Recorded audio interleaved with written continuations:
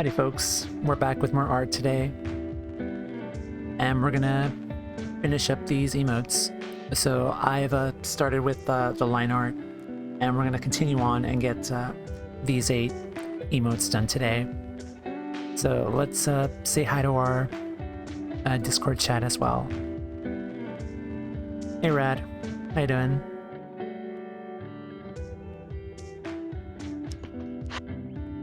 Hello? Okay, there we go. Hi Rad. How's it going? I am doing wonderfully today. Oh, that's good. Yep, trying to make that push to allow myself to use these emotes. Oh boy. Also, I think you're a little bit low. Because the music's kind of overpowering. Yeah, That any better? that's much better. Thank you. Okay, it's just the mic. Yeah, I guess. I don't know. I guess I'm not gonna say I had a weird day. I just kind of felt weird today. Don't know why. Oh, How long ago did you start streaming? today? Yeah. I just started right now, literally. Okay. Yeah. Well, fortuitous timing then. Because I was planning on showing up. Yay, I'm glad you're here. I've basically been asleep for the last 3.5 hours or so, which is strange because I didn't have like a particularly hard day at work, though it was different because I don't think I've ever said anything about this on stream, but I know we're like super crazy low on staff right now, right? Yeah. And today was like the first day that like I really needed to basically adopt like the manager role that I never wanted. I see. And so that was kind of weird. And I don't know, for whatever reason, because I was only at work for like a half shift basically, and for whatever reason, like I got something to eat, and then I came back and I was super tired, and I fell asleep. At work? No, like I got home and like I fell asleep, still a little out of it, and I was asleep from like 6 o'clock to about now, and that's never happened before. I don't know why I was so tired at around 6. So I don't know. It's just more of a screwed up sleep schedule because I gotta wake up tomorrow at 5 a.m. It's one of those days. So Oh, no. I'm gonna have to go back to sleep in like maybe 3 hours or so. Well, do what you can. I mean, this is one of those weird times, like daylight savings time's kind of like messing with everyone else, I guess, too. Yeah. I did try a new food today. That is something I did. Is it an avocado? No, that might kill me. Oh dear. I think I've mentioned it once or twice before, but I'm about 98% sure I'm allergic to avocados. Oh no. Like, okay. not in a like I break out in hives and go into a seizure kind of way, but like I definitely get really sick. Which is a shame, because it's not like I don't like avocados. Like, they're good on things. But funny enough though, I did get something that normally comes with avocado, but I had to get it sans avocado. Okay. And I got a tasty Mexican sandwich called a torta. Oh, okay. I've had those. Those are good. Yeah. So normally it would come with avocado, at least where I got it, but I didn't have it today, and I was actually really surprised. It's not like I was expecting it to be bad. It's like everything, it had all good things on it, so it's like, it's probably good. But I was actually sort of moderately impressed with it in the sense that I decided to get it with lengua, the beef tongue. Oh wow. Um, which I don't know. I mean, you tell me. I'm sure there are plenty of Mexican eateries out there in LA. I would imagine lengua is much more prominent out there, right? I actually have never tried that, and I that's mean, kind of a name of food like I haven't really had much experience around. Like I, one of the few times where I really know what that is. it's kind of funny because it's not like I have like this deep connection to Mexican culture or anything. I don't. Well, here's the But thing too. yeah. I am I am not the authority like on Mexican culture or food or whatsoever. I'm like Mexican Oh, light, yeah, like yeah. I Bud know. Light. I I know don't know. you've said as much before. Yeah. Yeah, like I literally do not speak Spanish or understand Spanish. Like that's how Mexican light I am, I guess. Oh, I mean, yeah. I mean, certainly not everyone has to be like. It's like just because one's Latina doesn't mean like, oh yes, I have this extremely deep connection to Mexican culture. That's not how it works. Yeah. But I just figured because you lived in LA, you would have more exposure to some of that stuff. At least in terms of just like what's available, like culinarily. That's all I'm saying. Right, right. And it was kind of funny because I mean, for one, this part of the reason why the sandwich was good. So maybe if you're out and about and you see lengua either on tacos or on a sandwich or something, give it a try. Because all beef tongue is, because it sounds a little scary, because it's like, oh, it's tongue. It's a tongue. Yeah. I'm a little scared. All it is basically just really like lean roast beef.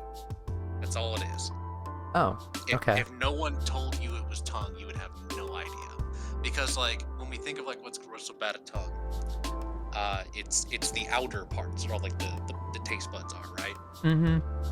But there's like different layers to a tongue, and you can peel that part off, and it's just really lean muscle underneath, and that's what they cook. Lovely. So yeah, they chop that up with like some cheese, and they put some lettuce and tomato and some mayo and some jalapenos on there, and it was pretty good. Ah. Hi, Ultra. How you doing? Hello. Tired from the game. Oh. Sure is a tired day, huh? Yeah, the only other thing I'll mention real quickly about the sandwich experience I had today was and perhaps me ordering that particular sandwich was a little bit weirder than I'm giving it credit for, because even the waiter, who by all observations was very Mexican, he sort of remarked in so many words like, "Oh wow, white people don't usually buy that." And it's like yeah, it's pretty good. I've been told that it was good, so I got it and it was good. And he's like, "Oh wow." So apparently I defy expectations in that regard.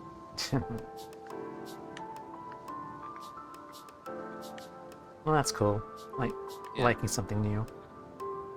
Yeah, I mean, I had every reason to expect I'd like it. Once you, like I said, once you get over the fact that like, oh, it's tongue, it's like, nothing about it reminds you of tongue. It's just really thin roast beef. Right. I don't know, like, I kind of have a poor stomach. I don't know if I could get over, like, the mental block of, like, eating something like that. Yeah, maybe some folks are just gonna have trouble with that, but Yeah. at the very least, I can recommend it. I did, and it's tasty. That's cool. All right. Do. I am working on murder right now. Oh yeah, is this the second round of emotes, or is this the first? This is the first round. I'm just finishing up the line art for them. Okay, I see. Yes.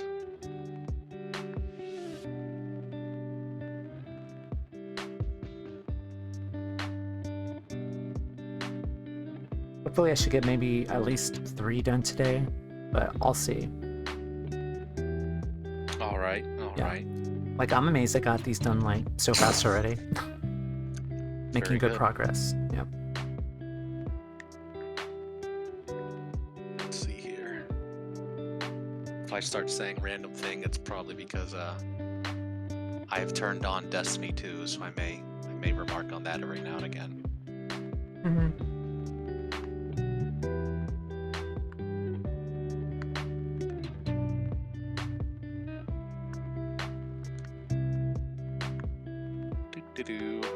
So how was your day, Ultra?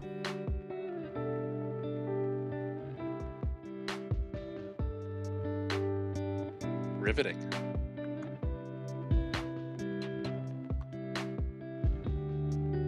I go to.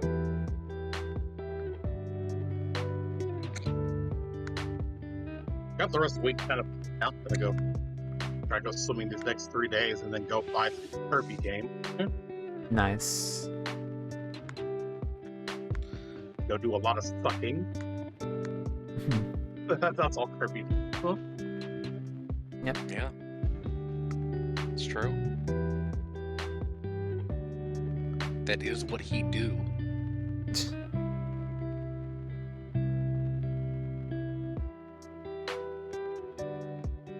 Yep.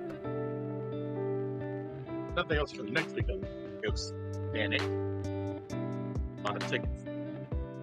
2 weeks ending. 2 weeks. Yeah. There, guys. There is a new Sonic movie, isn't there? There is. Yeah, I haven't put much thought into that. That was the last movie I saw before the pandemic. That was mine too. I think that was a lot of people's first movie before the thing happened. Second to last movie I saw, Onward. Oh, okay. What's everyone? Other guy. Who was in that? Tom Holland. Tom Holland and Chris Pratt, I think. Yeah.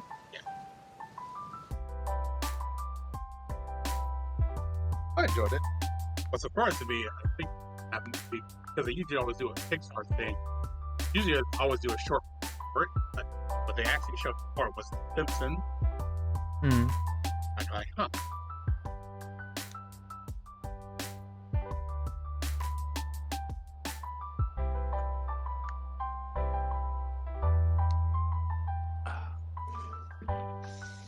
I do think once I get free time, I'll probably watch Turning Red next. Yeah, that is that's one people have been liking. I travel in circles where there are a number of furries. I myself am not a furry, but I know the tribe, and I have been subjected to watching that movie at least 3 times. Where Did you like it's it? like, I mean, I liked it, but I saw it like 3 times in a row. It's just like 3 times in a row? Yeah, maybe not all on the same night, but close. Just because it's just like, oh my god, you had a couple people just like, I fucking love this movie. Everyone needs to see this movie. It's like, it was fine, but That's dedication. I will say, and I'll say this without giving any spoilers. It might be a little bit like Disney's other quote-unquote furry movie that came out, which was Zootopia, in that I feel like they have a metaphor they're trying to use, but it's a bit of a clumsy metaphor, and it gets a little weird if you think about it too hard. Oh yeah, I know what you're talking about. Yeah, they did that with Zootopia. Yeah, because like, I assume everyone's seen Zootopia, because like, yep. The metaphor in that was, the message anyway was, don't be racist. Racism is bad. It's like, okay, fine, fair enough. But it's like, but when you think about like how that world works, it's like it's not a one-to-one comparison to ours. Yeah. Because it's not like you have, one race of people that is walking around that are more or less quote unquote normal, but then like 10% of the population that all have like, machetes for hands. It's like, and that would be a different state of affairs. And that's how things work in that world. And they just kind of try and draw like a one-to-one comparison that gets a little weirder and weirder the more you think about it. Mm-hmm. And I don't think that issue is as bad in Turning Red, but it's there a little bit. There's a couple times where it's like, depending on how you take the metaphor, there are a couple things that are a little strange. Well, I'm looking forward to seeing it. Should be Yeah, I fun. mean, I don't want to put anyone off it. It definitely is. It definitely is solid.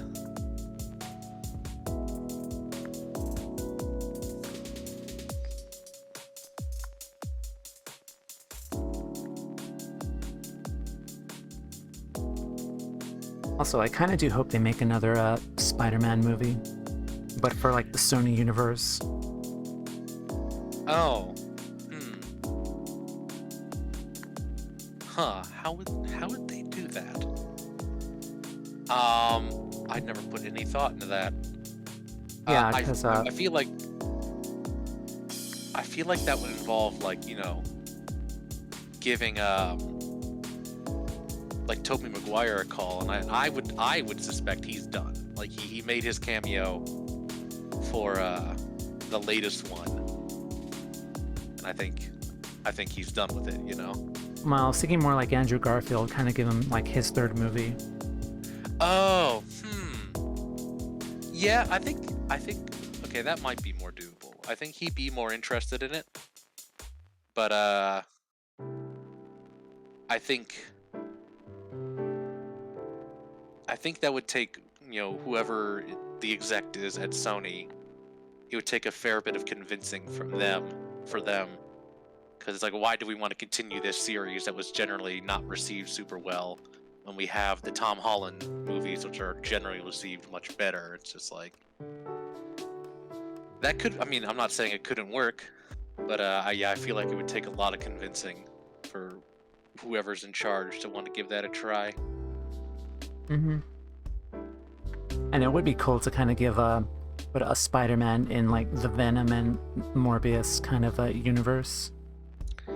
Yeah, that is the tricky bit, because it's like they are putting out that Morbius movie, and as far as anyone can tell, it's in the same universe as Venom probably.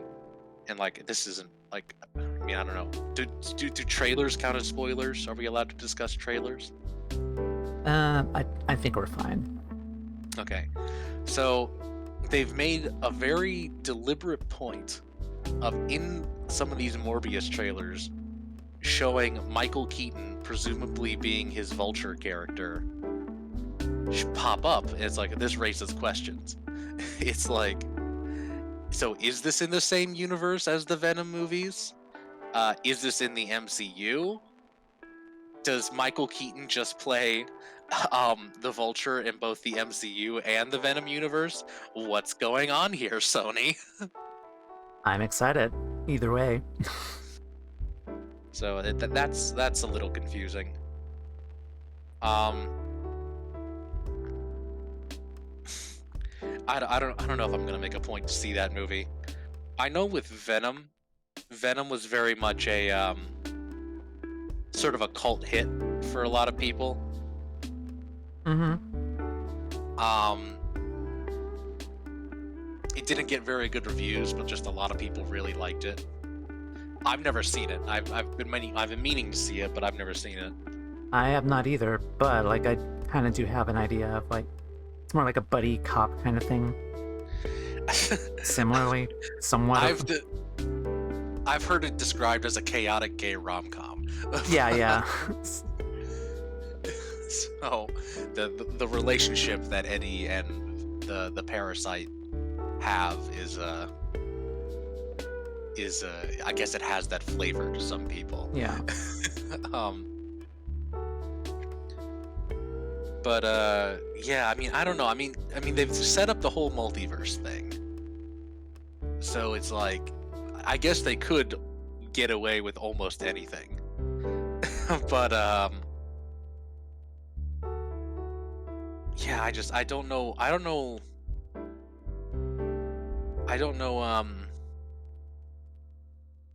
what would be the smart thing to do, you know? Because Yeah. like I think in a weird way, DC might be trying to get even like further ahead on them because like they are making movies that are like explicitly from different timelines at the same time.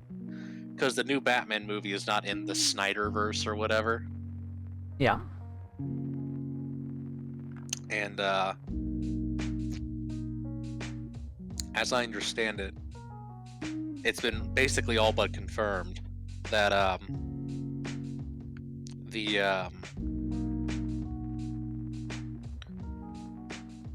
the new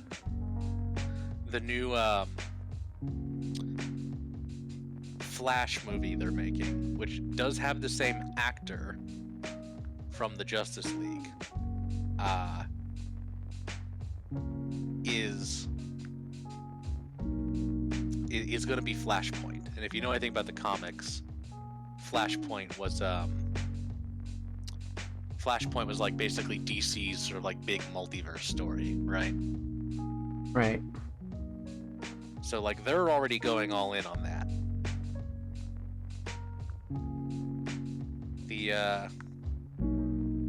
The interesting question is like how far are they gonna take it, right? Because as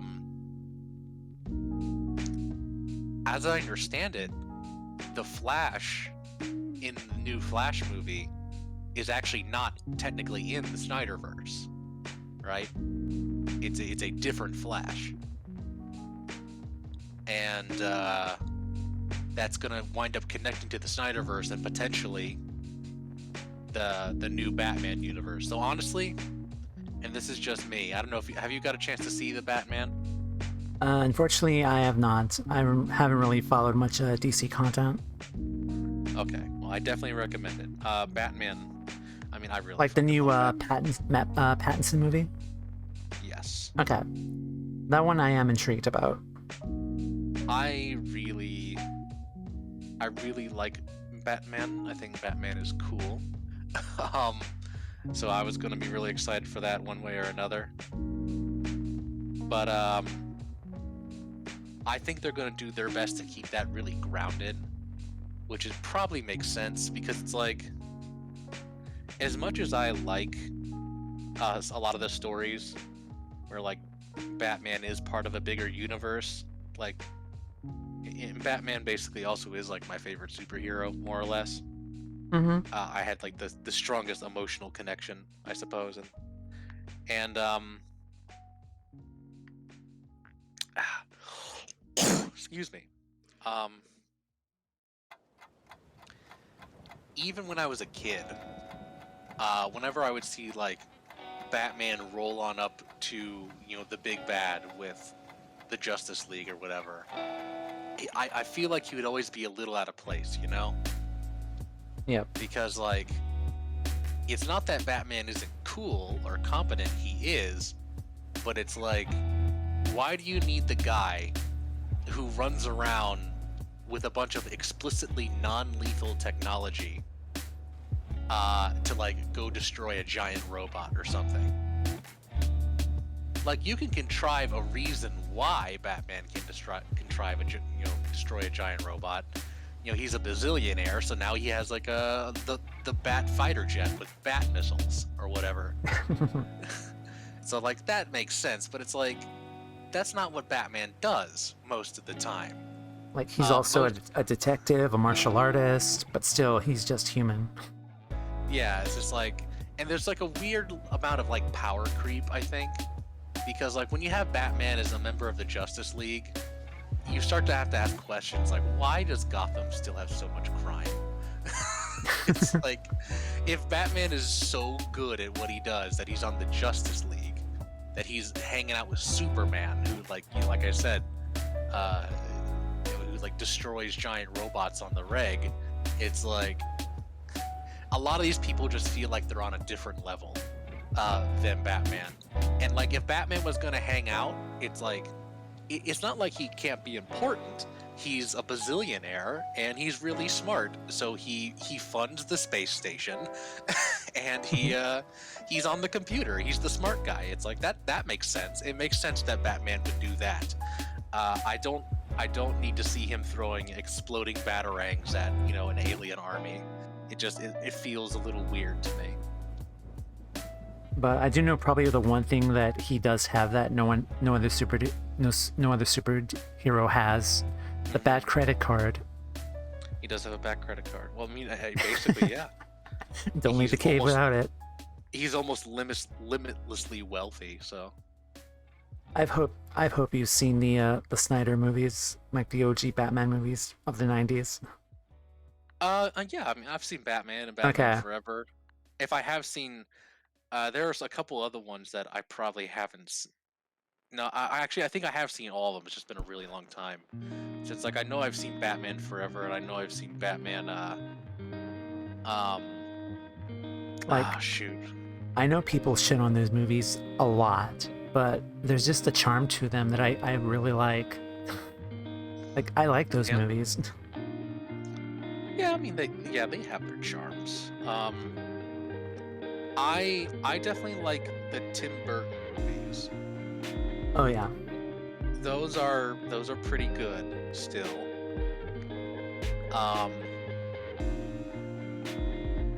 Excuse me. But I'm kind of with the critical consensus that, like, even though maybe it has its moments, was which one had Arnold Schwarzenegger? Was that Batman Forever? Batman and Robin. That's Batman and Robin. Batman and Robin. That one, Batman Forever, was the one with Jim Carrey. Yes, Jim Carrey as Riddler and Tommy Lee Jones as Two-Face. Yep.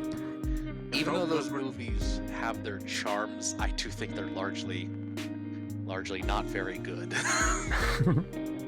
They're silly. And if you like silly, then yeah, good for you. But I was not as interested in that. I mean, well, both of them were directed by Joel Schumacher, so yeah.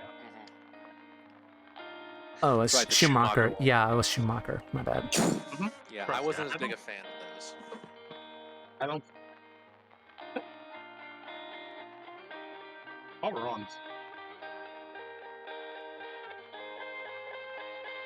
I don't think I could ever get into the Nolan movies. They're too dark. They are pretty dark. They could be darker. I've seen some Batman stuff that is arguably darker. If you ever played the Arkham games, those are arguably darker, especially in terms of like graphic content. And also, they're actually a little bit more willing to inject some of the wackier stuff from the comics into the Arkham games. Yeah. So you do get,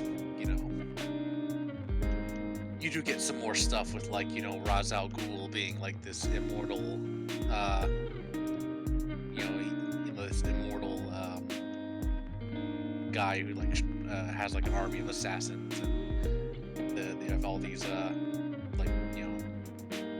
all these plots and stuff that's happening that's like really far-reaching, and like lots of people are getting murdered and stabbed and stuff, right? The Joker, like in Arkham City,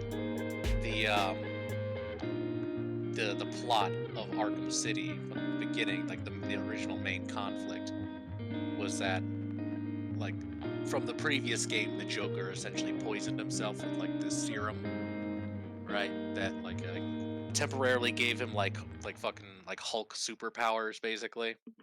Yep.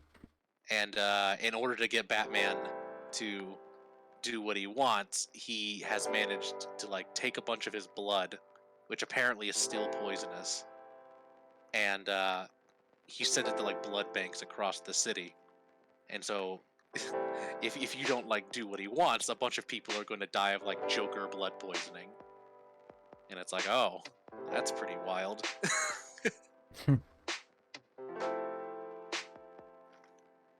Jeez, that's dark. And there's other stuff, like, you find like all kinds of like, evidence of like people being tortured and stuff. It's pretty dark. Love the Arkham's game though. If you get a chance to play the Arkham games, they are all very, very good. Mm-hmm.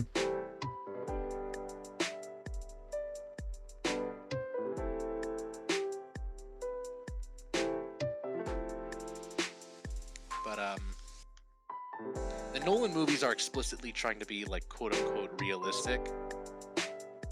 And I would say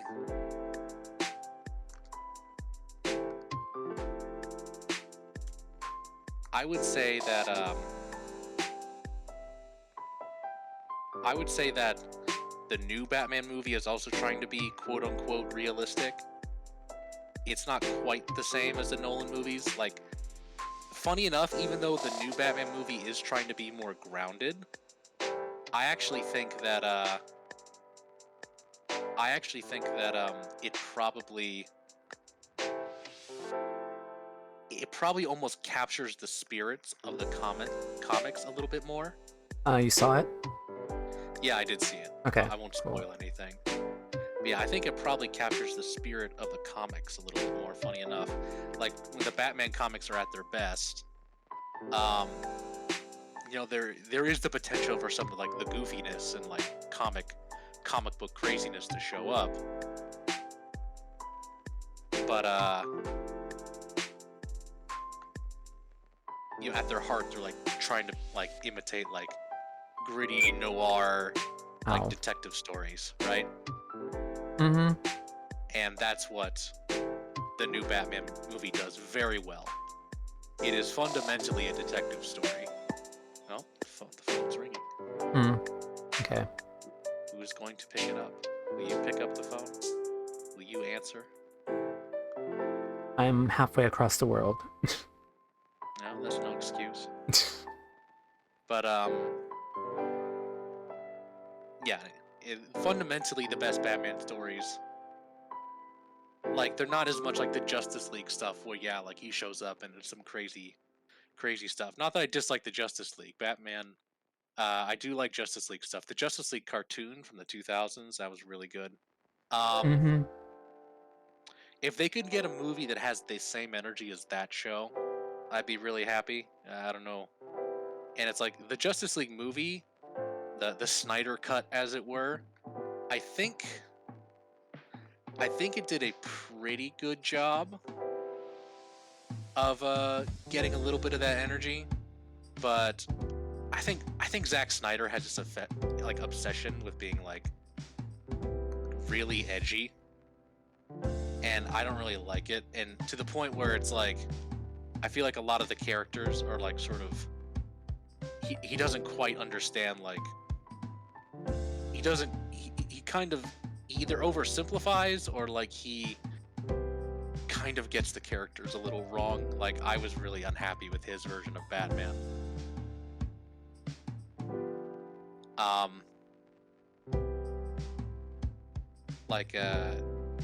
Having a Batman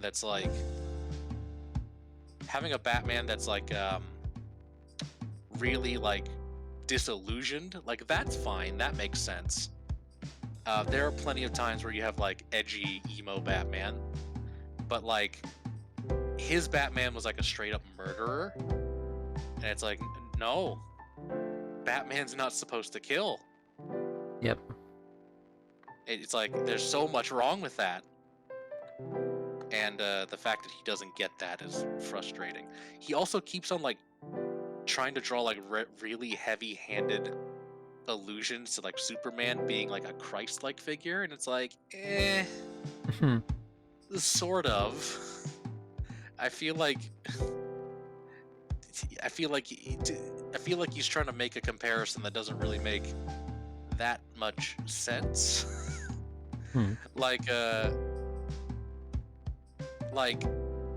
Superman. What makes Superman sort of interesting as a character is that he was arguably like the first superhero that was really contrived as like a perfect power fantasy, right? Yeah. Like the whole idea was like if you were like an almost, someone with almost limitless power, it's like like what would you do with it? And those are Superman stories. That's why some people say he's too strong because the whole idea behind like the Superman fantasy was that he is basically unstoppable, right? I heard that Batman and Superman movie in particular, when they were fighting each other, was kind of like he was too powerful, I think, or something like that. Like he kept killing people. Superman didn't really kill people in that movie. Superman, funny enough, his kill count was lower than Batman's, depending on how you count it. Because what got Batman to really hate Superman in the Batman v Superman movie was that in Man of Steel, which was Zack Snyder's Superman movie, which is fine, it's pretty good. It's fun if only because if you want to see like Superman do like Dragon Ball Z style fighting and stuff, it's like there you go. But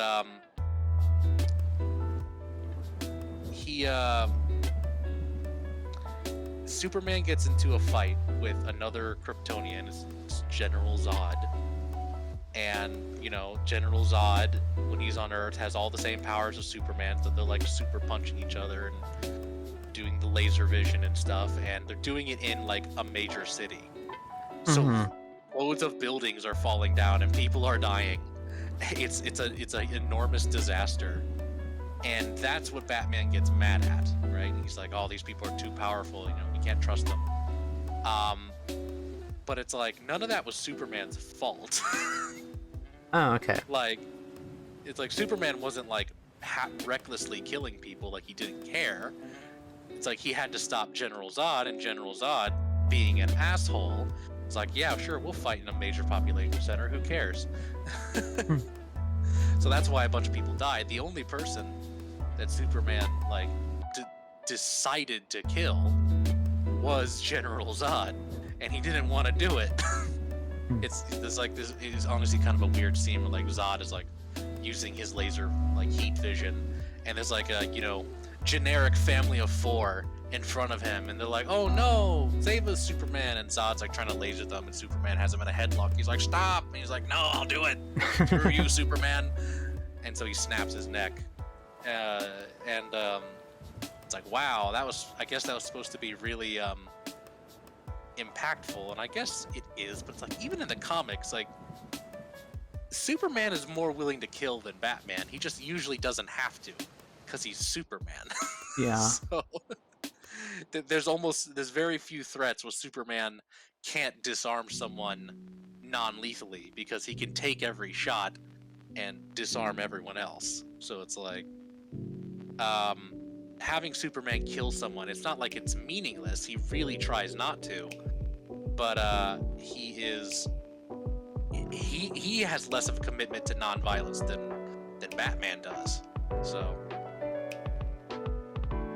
he got it all wrong. He got it all wrong.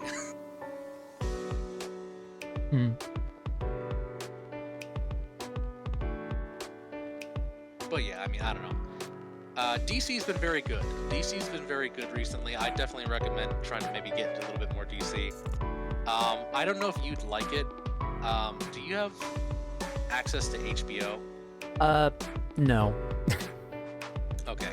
No. Did you see the Suicide Squad movie, the newest one, the James Gunn one? I heard a lot of people liked that one better. It was very good. Definitely recommend the James Gunn Suicide Squad. Okay, cool. The reason why I bring that up is because, one, that was a good movie, and the Batman came out. Those are the two most recent DC movies that come out. They're both quite good. But they also put out a TV show about one of the, the people in the Suicide Squad movie, the John Cena character, the Peacemaker, right? Yep. And I recently finished the Peacemaker, and I liked it. It was a pretty good show. It was trying to be like, it definitely had Guardians of the Galaxy energy, and that it was trying to be a little bit of an edgy sort of action comedy, right? But because it's HBO, you can get away with a lot more. So there's a lot more violence, swearing, and titties and stuff. So Right. so like all the DC content that's been coming out recently, with the exception of maybe the new Wonder Woman movie, has been quite good. When you Wonder Woman 80. Yeah, that movie wasn't great. Was it the same director? I honestly don't know if it was the same director. I liked the first Wonder Woman movie. That was solid. Yeah, that's what I've heard consensus-wise. But yeah, the new one was weird.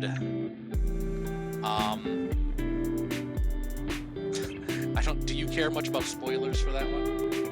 I don't care. Okay. But like, So- tell the chat like spoiler warning. Yeah, spoiler Mute warning away. for Woman, 1984. Yeah, it was. So it's like I don't have much problems with the plot of that movie. Like, all that's fair enough. I don't think anyone did a bad job acting or anything. It's just that it's kind of long and it meanders, so it can get a little boring from time to time. Yep. But like the weirdest plot device is that Wonder Woman's boyfriend from the first movie, who was died in like 1918 or whatever, somehow comes back, and it's like his spirit inhabits some random guy, and The same it's like looking guy, right?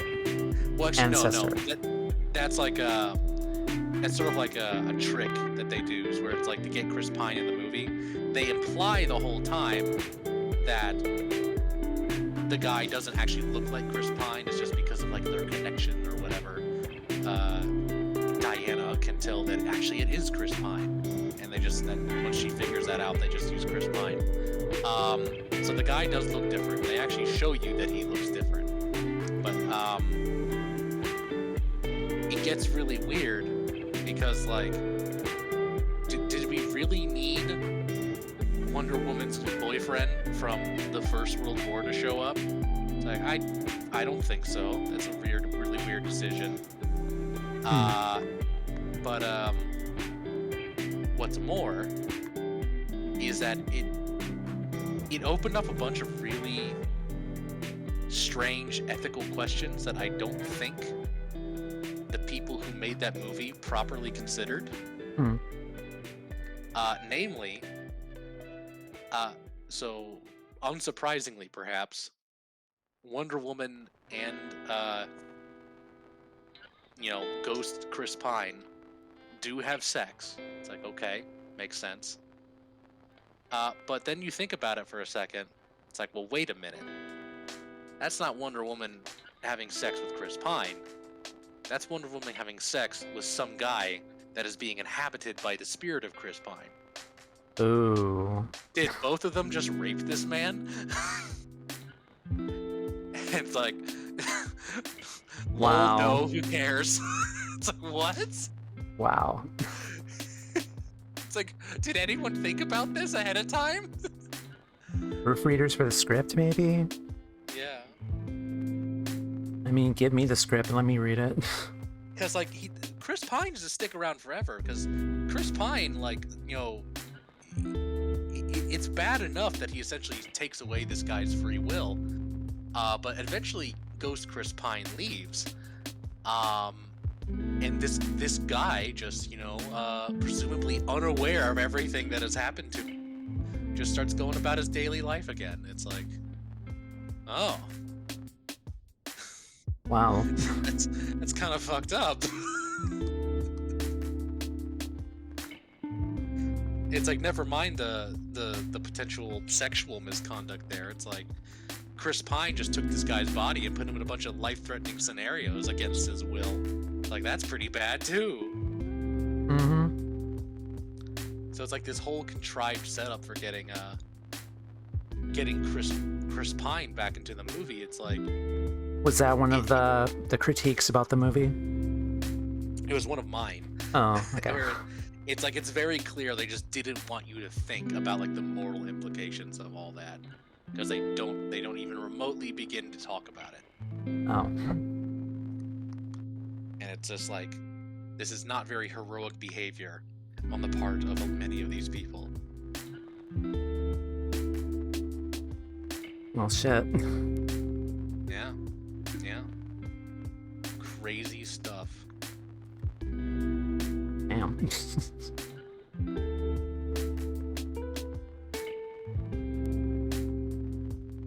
Okay, guess we done with spoilers for that.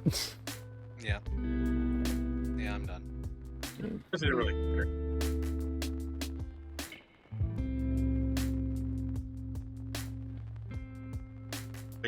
When you had mentioned justice, I was it just like I guess they gateway to DC in some ways. Also, justice video games. Oh, I didn't hear you. What'd you say? I said, Mike. No. Oh, you're cutting out a bit. Yeah, you're cutting out again. I don't have anything on. Why? Because might be my AC.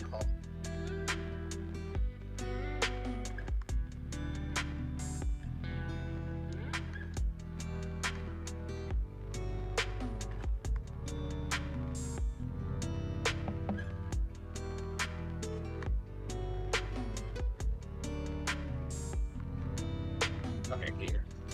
All right, shut it up. Can you hear me? Yes. I can hear you. Okay, that's probably wasn't AC. Anyways, what I was saying was like, with the trying to refresh my mind. Justice League was my sort of gateway to DC because I knew more. That also was the Injustice video game. Huh? Mm-hmm. I was like, it's like saying, I was just saying, like, well, because as a kid, I grew up watching all the Marvel stuff in the '90s. Iron Man, X-Men, and whatever the few anime from at that time frame. Huh? Yep.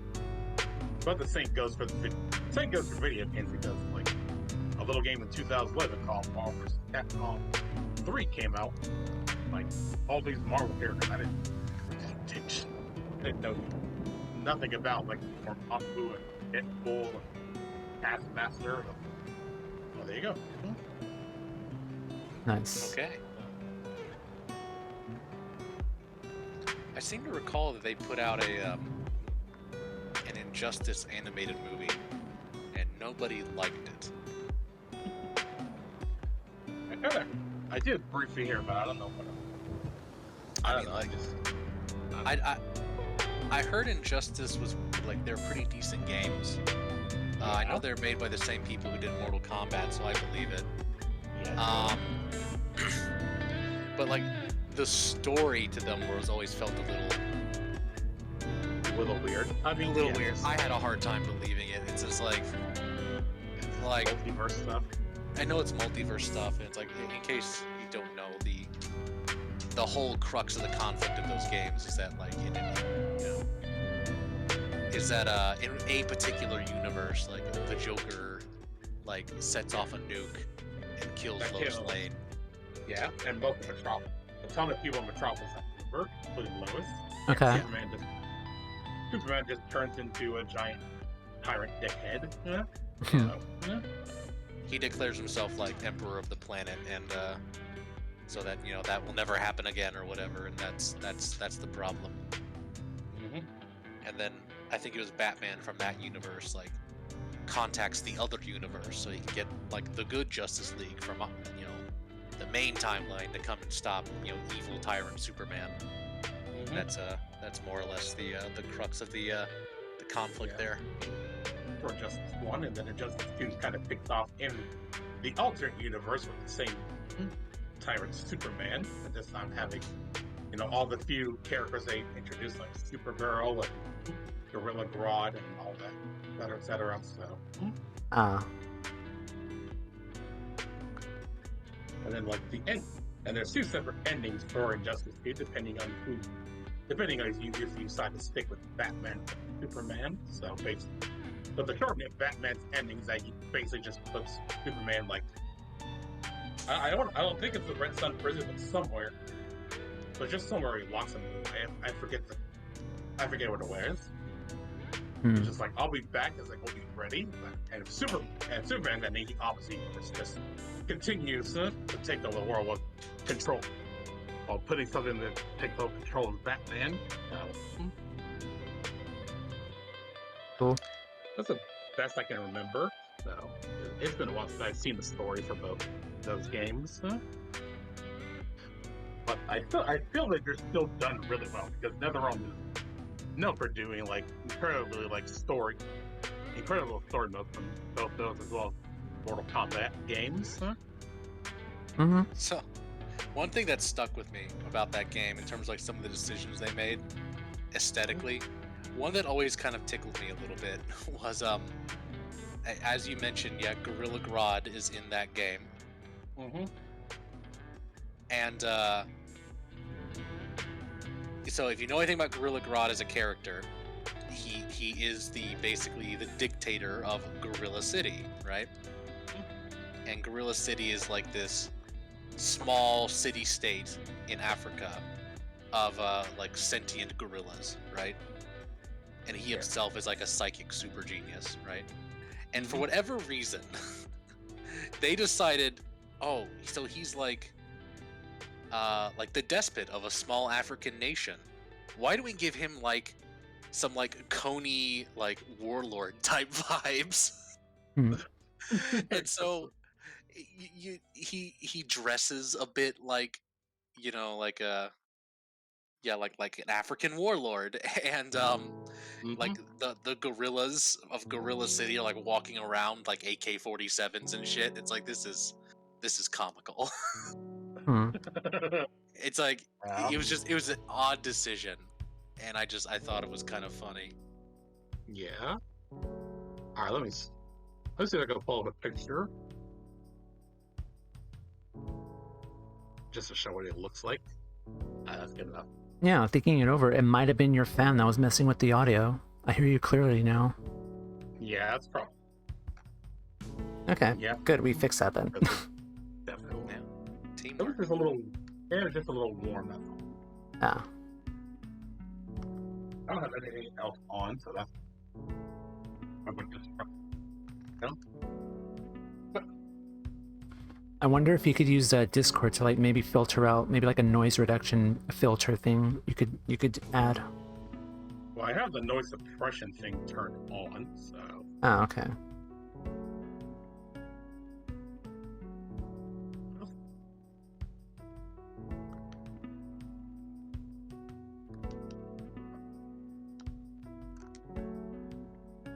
Just too much.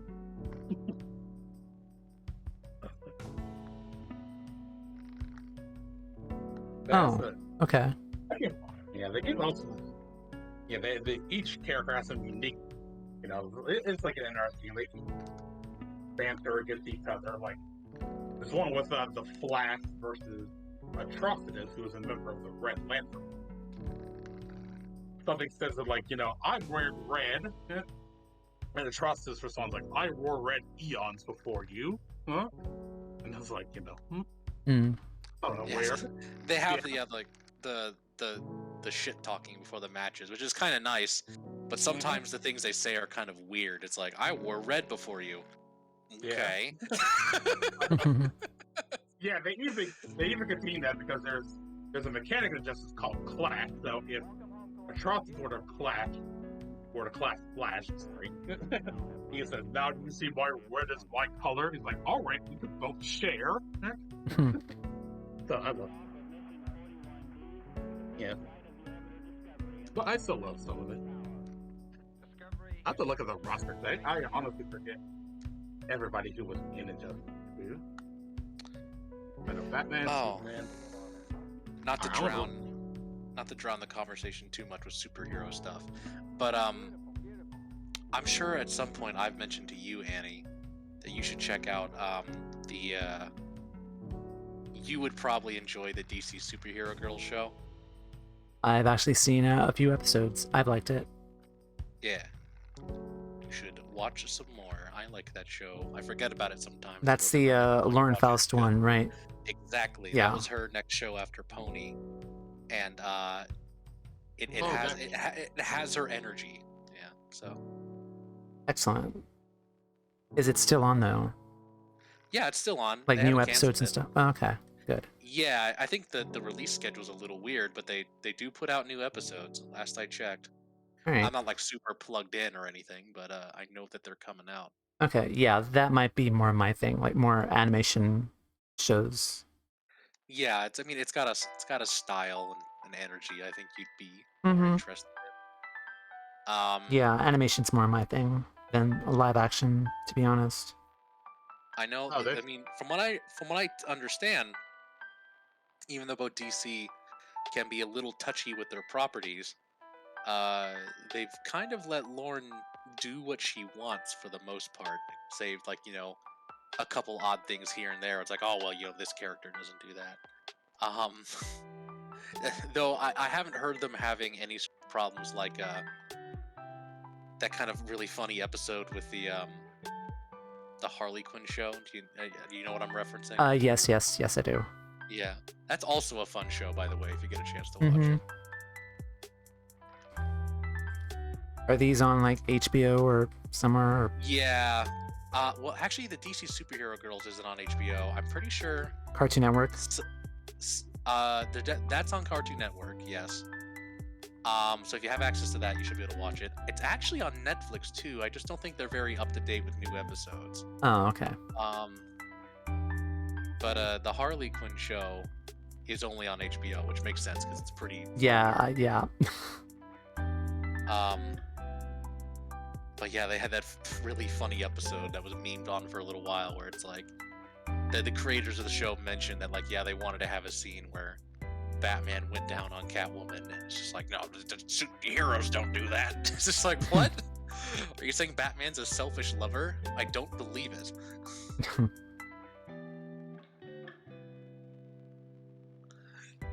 So I don't think Lauren has had to deal with anything like that. But you can tell that like obviously both of us have seen the Pony show before, but you can tell that like Lauren's like whole idea of like that dynamic when it comes to like six groups of 6 people, 6 young women who are different from each other, but they're all friends, and you have like the smart one and the shy one and the princess and the princess and the weird foreign one with an accent. It's like and the crazy one. She's had this dynamic brewing in her head for a while, because the first thing I noticed when I watched the DC Superhero Girls, it's like, oh, this is the same dynamic as the Pony show, just slightly different, because we're not talking about like cutesy horses, but like it's people in a superhero show. Yeah. And it's like this is the same dynamic. So I always try to sell it to people,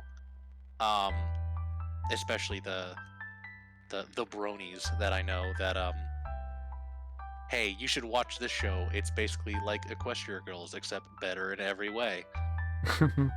And I stand by that. Okay.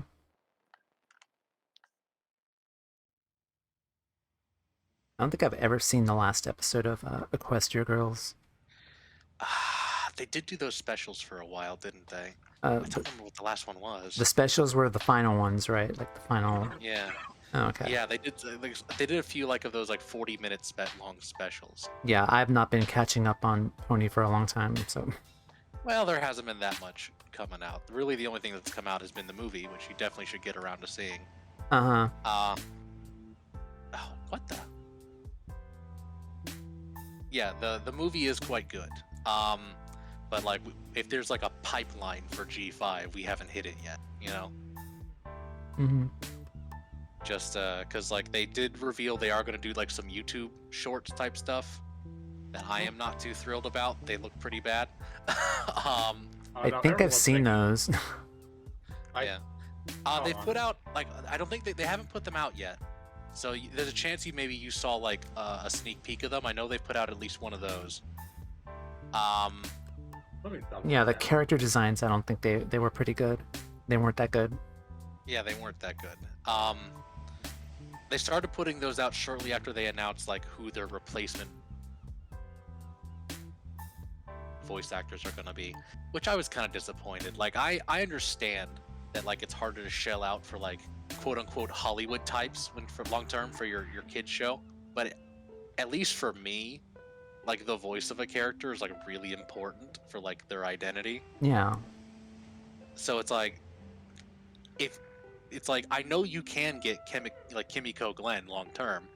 She did Centaur World for 2 seasons. It's like She's not reprising her role?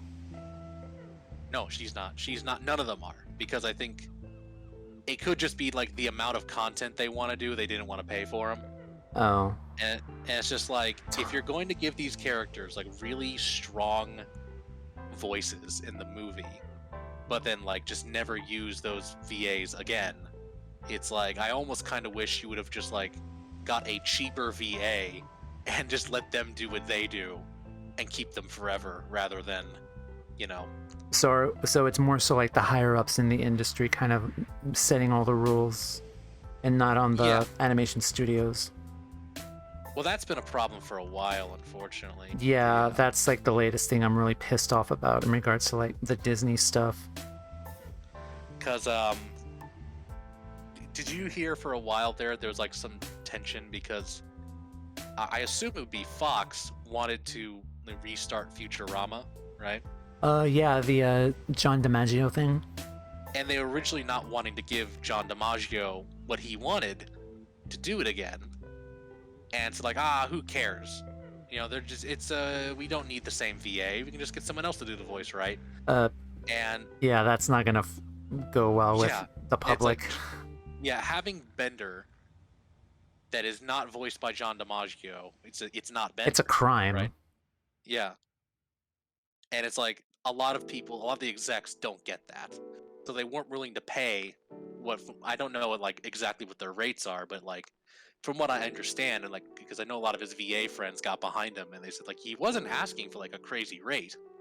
He just wanted something that was more in line with how valuable he was. Yeah, a lot of the studios honestly do not pay their voice actors really well, or how like the studios themselves, they don't really pay that much to their workers. And I am glad though that we're the hashtag new deal for animation's trending, because like the animation guild is like in talks with the animation studios and the higher ups to like make a deal to like give these guys a living wage. And I'm kind of dreading it, to be honest, because like I'm really trying to get myself out there and to be a part of this, get into that world. I'm a bit nervous about it. Yeah, I believe it. Well, ideally, one would hope that ultimately you would be a beneficiary of whatever comes out of this, you know? That, you know, they get, you know, some changes in the industry that make it easier for you to make a living once you're able to break into it. Yeah.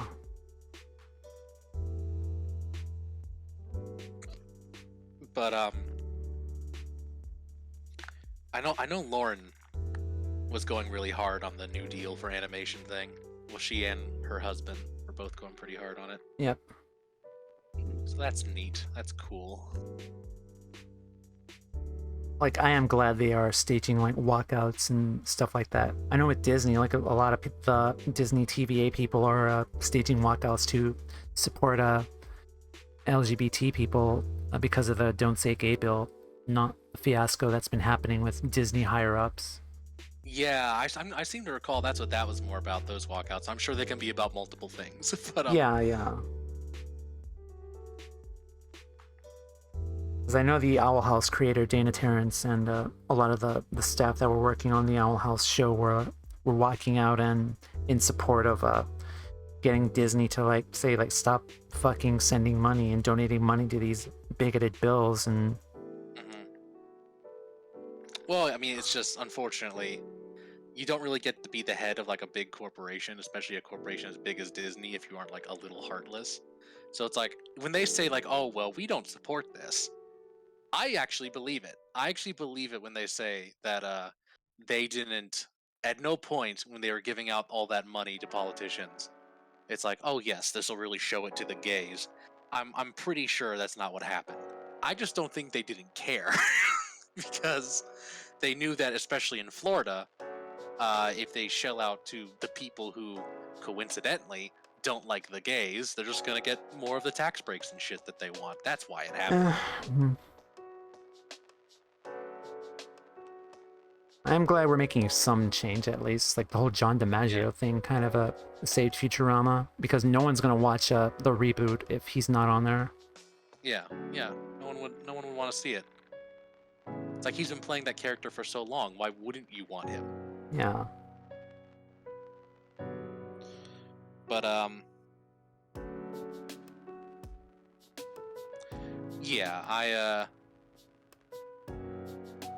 I don't know too much about like the union deals and whatnot. What's going on? I hope that turns out for the A best. lot of them are in talks right now. Like it's probably almost been like a month already of them like going back and forth, kind of like discussing it. And I kind of missed the walkout, like the recent walkout that they did. I hope they do another one so I could probably join them. Yeah. Because they're asking for like allies too and people trying to get into the business, like as many people as they can to do the walkout and kind of send a message. I mean, one could argue you're already in the business. You've done some animation work, right? Client work, yeah. Yeah, I mean, like, you haven't worked for, like, a big studio or something, but, you know. No. But yeah, I get you.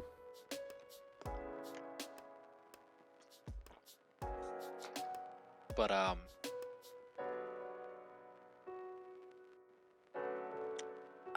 yeah. Yeah. I hope things improve. I really do. I don't know if anyone's been able to get after... I guess it's really just been Disney. Disney has their tentacles kind of everywhere, when I heard that, like, oh yes, they gave a bunch of money to Republican politicians in Florida, it's like, yeah, that's not surprising. I don't know, like, I don't know how many other places, you know, if there are any other studios with, like, potentially similar, I do know the studio that made Bob's Burgers has unionized, which is good. Oh, that's good. Yeah. Like, I don't know if anyone's been able to get after, you know, Cartoon Network or Nickelodeon for similar reasons. I'm sure, like, they have some of their problems, but, like, I don't know if, like, anyone's been after go after their political donations or whatever, right?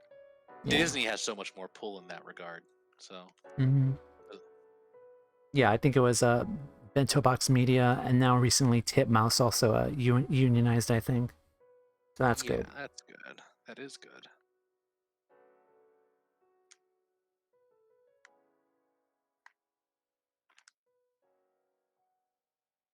Well, we will see.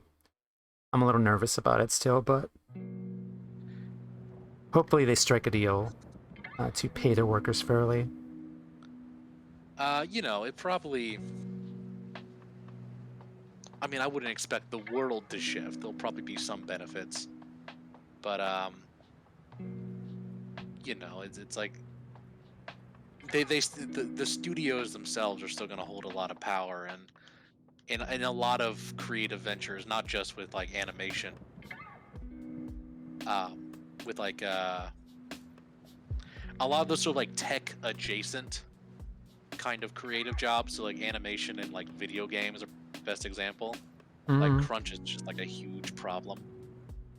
And, like, the reason why people crunch, there's so much of an incentive to crunch, is because, you know, it's a very labor-intensive art form, right? They want results very quickly. And they want results super quickly. So crunch, crunch, crunch, crunch, crunch. And like, yeah, I don't know. The incentive to do that is always gonna be there.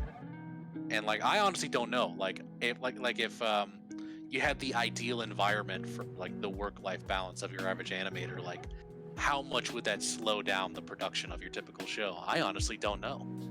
I legitimately do not know if it would be like a minor inconvenience or if it would be more substantial.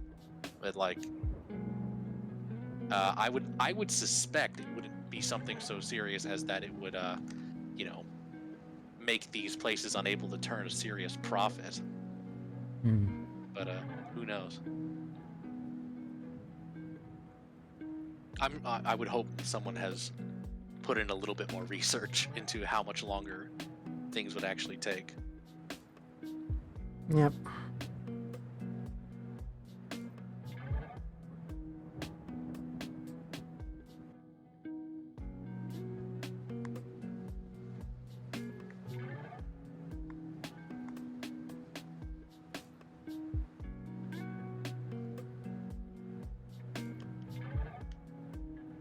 I'm looking forward to coloring these and kind of seeing them come to life. It's gonna be so cool. Look good.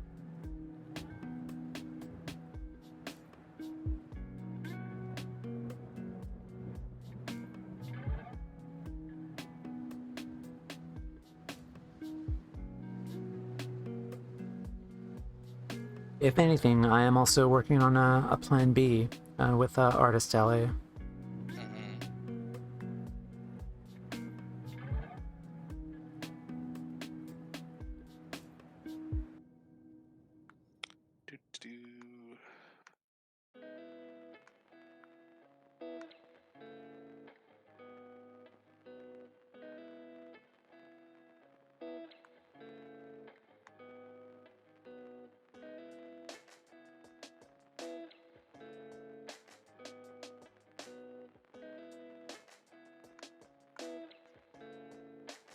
Okay, I might have to make an outline of this. Okay, let's...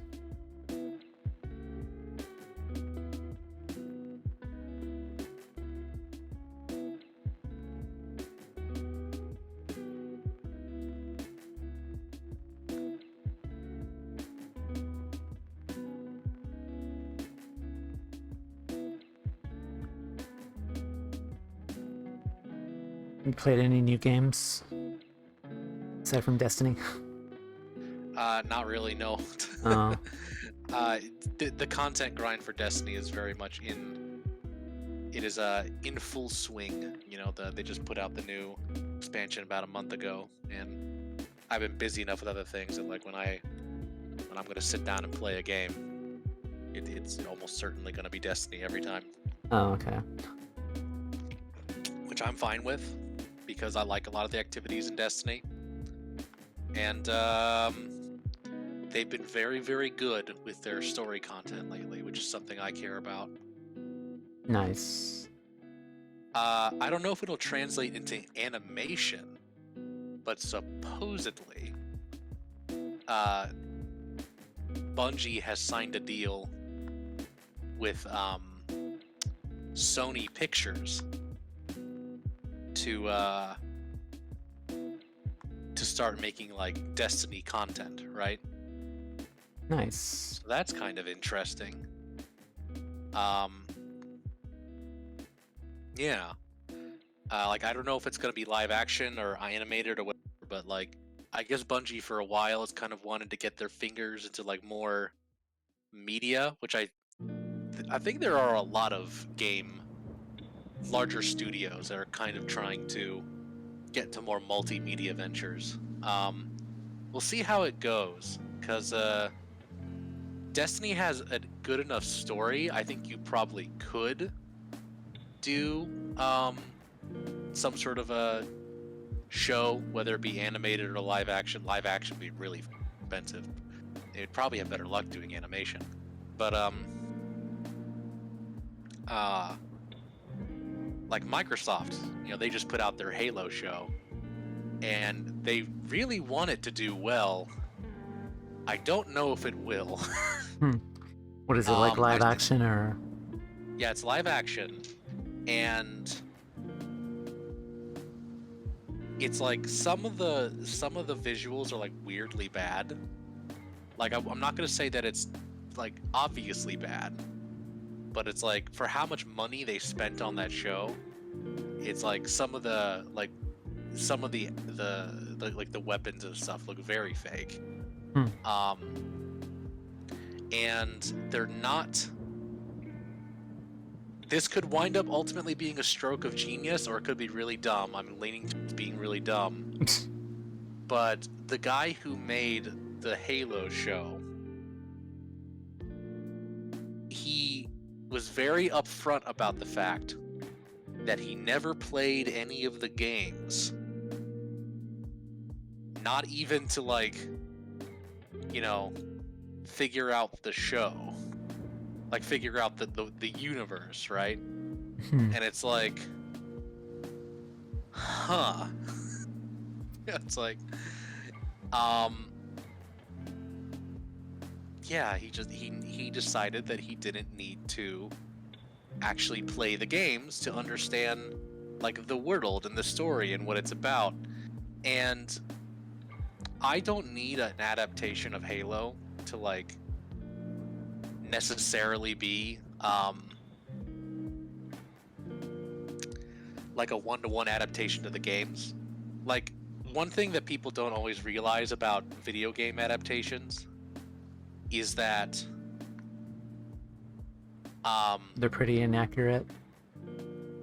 a lot of, like, the drama of, like, a video game comes from the fact that it's interactive, right?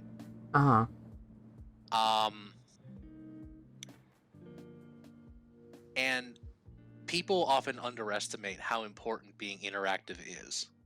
Because when you actually sit down and, like, dissect the story of Halo, right? It's not, there's not, like, a huge amount of things going on there. Like, there are things going on, but it's not like a really massive amount of story. Where a lot of the drama and, like, how it grips you is the fact that it's interactive. And when you're playing, like, a really interactive story that you're a part of, even, like, cliche things can kind of start becoming, you know, like, more thrilling, right? And that doesn't necessarily translate very well to movies and TV and such, which is, I think, part of the reason why so many video game movies and such have been so bad, is because, like, just because you get the basic gist of, like, what happens, if there isn't that much there in the story of the game that is going to translate really well to, like, a typical drama or whatever, it's going to be kind of boring or bad or both. So I'm sympathetic to them not wanting to just, like, rip from the games. It is disappointing, though, because they have made a number of changes to the Halo show that are kind of head-scratching. Like, huh? Like, because it's brand new, I'm not going to give spoilers about it. But it's like, there are certain characters that they appear to have either kind of written out or like given, like, their roles to, like, another character that doesn't make a lot of sense. And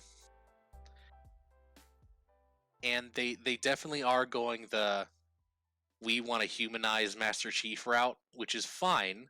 That makes sense.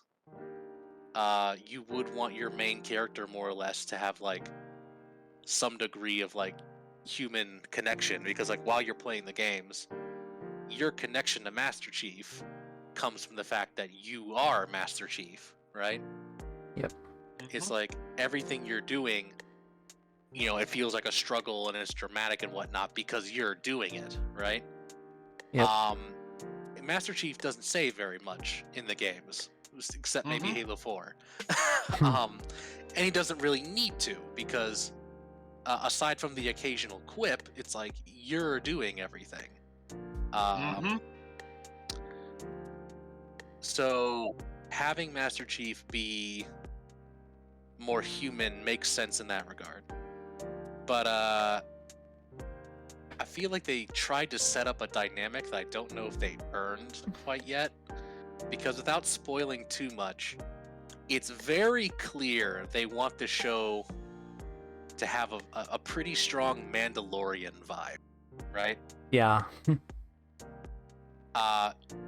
Master Chief is, big, strong fight man who is not very good with his emotions. And then he has small child who is, going around with him and he protect. That's the basic conflict of the show, apparently. And it's strange because that fundamental story doesn't feel very Halo. It's like, I'm trying to avoid any serious spoilers, but it's like, Master Chief kind of goes rogue in the first episode. And it's like, okay, that doesn't really happen in the games. I have no idea what kind of story they're going to try and tell here. Because, like, usually the authority figure, quote unquote, in the Halo games are usually, like, the good guys in most respect, because, like, Captain Keyes is the guy giving you orders, while you're, like, trying to fight off, mount a resistance to, the evil alien empire who's trying to destroy everyone in the universe by turning on the Halo. It's like, the authority figures in that regard aren't really the bad guys. It's the genocidal aliens. They're the bad guys. But, like, right off the bat, they decide, like, actually, the UNSC are going to be the bad guys, or not the good guys at the very least. And I think I know how he got there, because, like, there is some lore in Halo where, like, before the genocidal aliens show up, there's, like, conflict between, like, the outer colonies and the UNSC, and you have insurrectionists and stuff, and, like, they don't really like them. And so they still kind of want to have, I guess, the insurrectionists be more of the good guys as opposed to the UNSC. And that could turn out well, but, like, so many of the story decisions they've taken just in the first episode, they don't feel super Halo. And a lot of people, especially people who are really big fans of the games, have been pretty harsh in terms of judging it for being like, this doesn't feel like the thing that I like.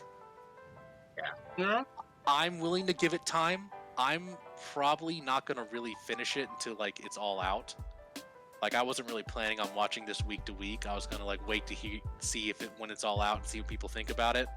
And if, like, the verdict is generally positive, that by the end they actually do a pretty good job, in spite of how kind of middling the first episode kind of felt.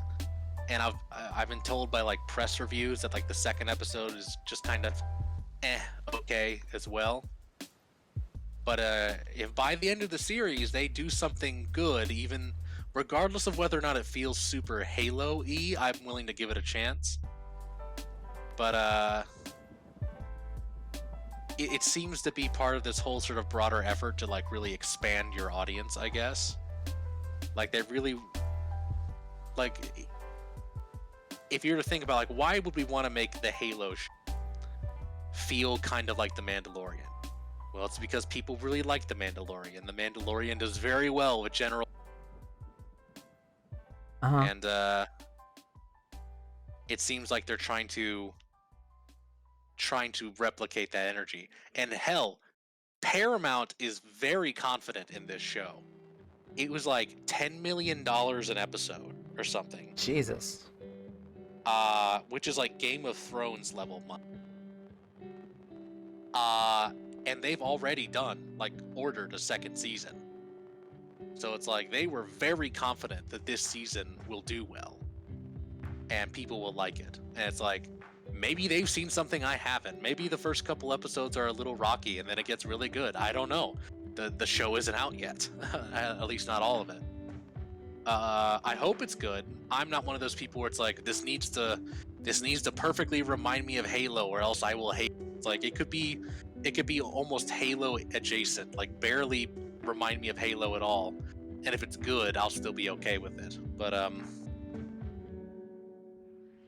yeah, it's it seems to be part of a trend where a lot of big studios, gaming studios, really want to sort of broaden their audience. And it's going to be tricky to watch that happen, because if Halo, the way it is right now, is any indication on how that's going to go, you might see a bit of a divide between the people playing the games and the people watching the other content, right? Yeah. Because previously, all the expanded content for Halo was like entirely supplementary to the games. They put out a number of books, a lot of Halo books. And they were all targeted towards the subsection of people who got really into the games and wanted more Halo story stuff. Very niche audience. They want this to appeal to everyone. So it's like, we'll see how that goes. We shall see. Anyway. Point is, maybe a job at Sony will open up soon. Who knows?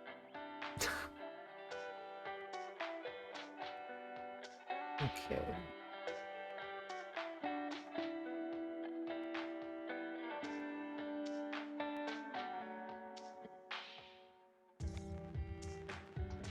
I'm down to coloring each of them now.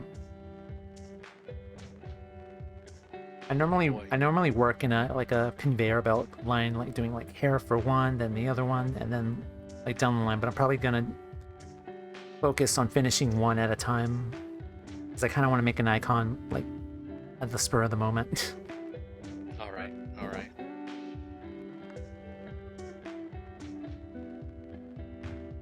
Yes, I'm very excited. I really want to see how this is gonna look like. It looked good.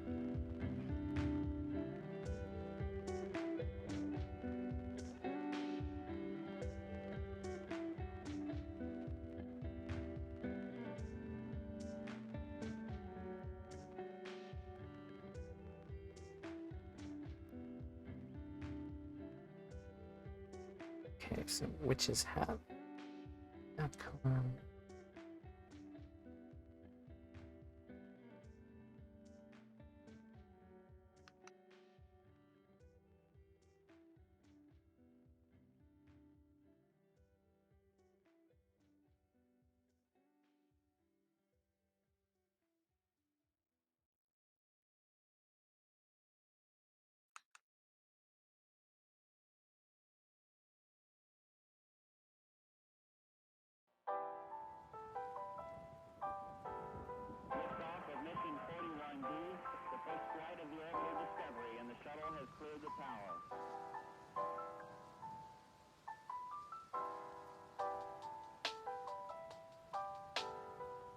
Four computers now have primary control of critical vehicle functions.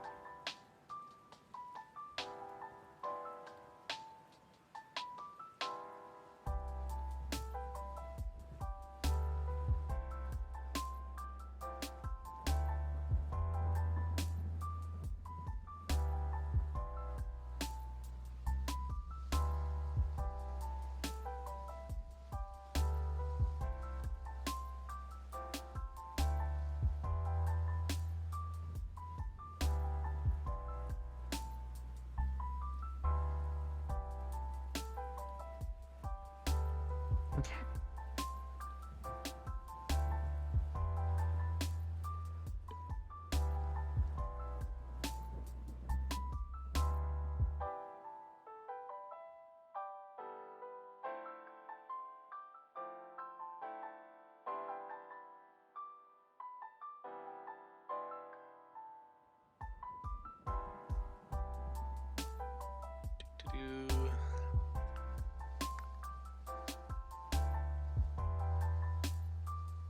Yeah, there was.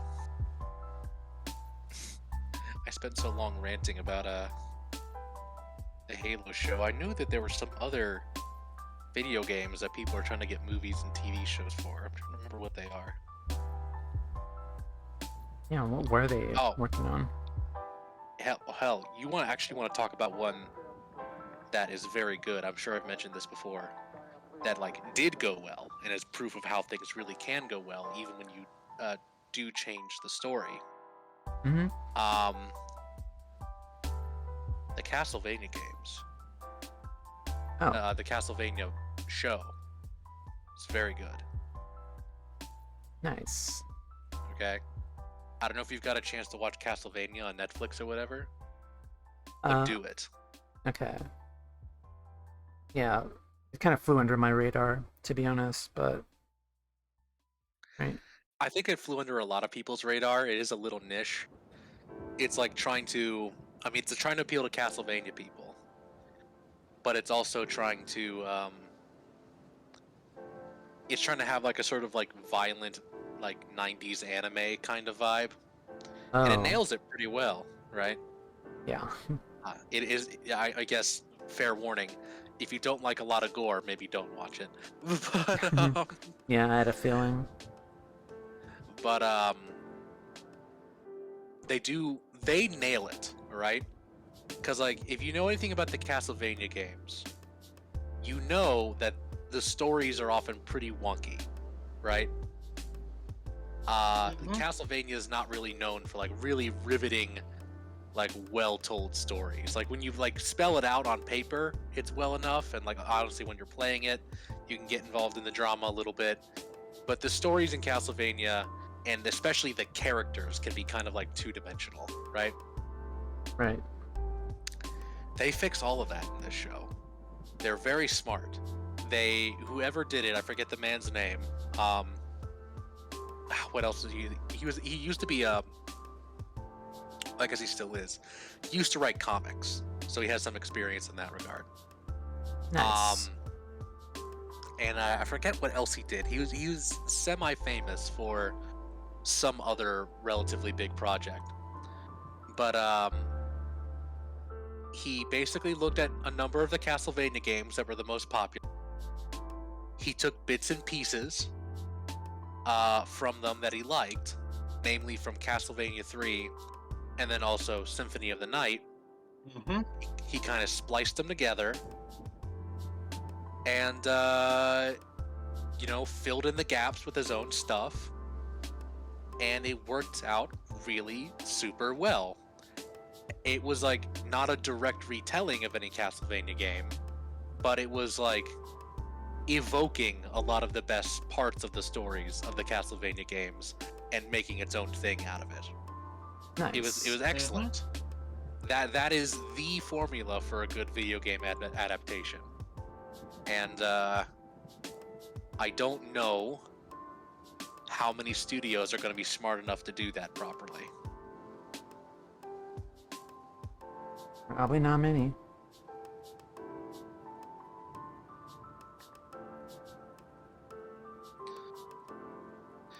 Let's see here. I remember reading some article about other video games that are getting movie stuff. 1 second. I will find it.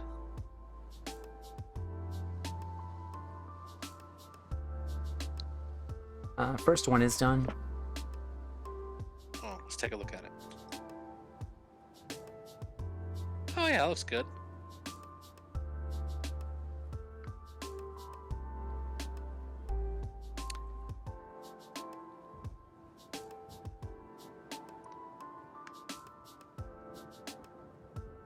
Yeah, it looks good. Boot. Now, I don't know if there's a name for this thing. I can see in the little emote here. You gave her little fangs, right? Mm-hmm. Is there like a name for that? Because like, I feel like it's like an anime trope mostly. It generally is, but I just wanted to do it just for the whatever. Yeah, it's just like, I just wonder if there's a name for that because like, I knew like it's like a trope. It's like kind of a stylistic choice, right? And I just I've seen it pop up enough times. I don't know if anyone ever named it, you know? Yeah.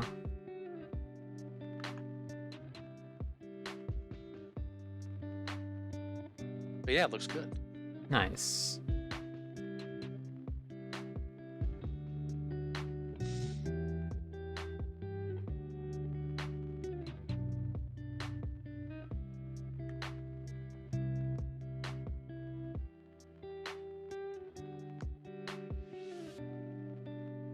Okay. I did stumble across one that I vaguely remembered. Apparently Netflix, they want to make a bunch of BioShock content. Have you ever played BioShock? Generally mix up Bioshock with like Fallout for some reason. What was Bioshock came again? They came out around the same time. A lot of people do that, actually. BioShock was made by oh shoot, I'm forgetting the studio name. 2K Games. Yeah, I think it was 2K, but it was there's a specific studio they were working under with Ken Levine. BioShock.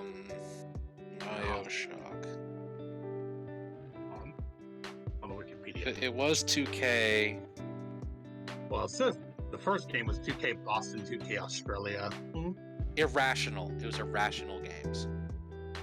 Uh-huh. But yeah, they did work under 2K. Okay. So the fundamental story of BioShock, at least the first one, your starting off point, you should know if you decide to try the games, which you should. Mhm. I think all the BioShock games are quite good. Everyone agrees BioShock 1 is excellent. Most people really like BioShock Infinite, which is the second one. I mean, the third one. I had some problems with Infinite in terms of the way its gameplay and story were, but a lot of people really like it. But the basic idea of these games and what they're trying to do is they're trying to be like sort of like a shooter. They're fundamentally a shooter with like some RPG type mechanics squeezed in there. Oh, okay. But the reason why people love BioShock so much is less because of the gameplay, though the gameplay is good, especially in BioShock 1. Some people debate it in BioShock Infinite. Is that their stories are really deep, right? Like, they're not just like, here's the bad. It's like, we are going to ask you to spend the next 6 hours pondering the nature of freedom. And whether or not any choice can actually be wholly yours. Have fun with that. Oh dear. Also, like, because like this isn't a spoiler or anything because they start you off with in the first game. You're this guy on a plane. Plane crashes in the middle of the ocean. Don't really know why.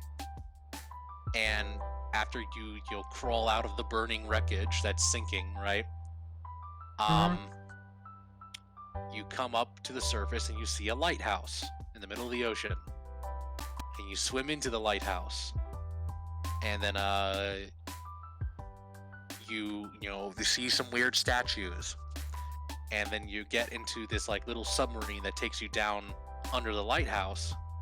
And you get this spiel from this dude named Andrew Ryan, who you find out is basically the leader of this underwater utopia city called Rapture. And if you wanted to describe how Rapture worked, Nice name.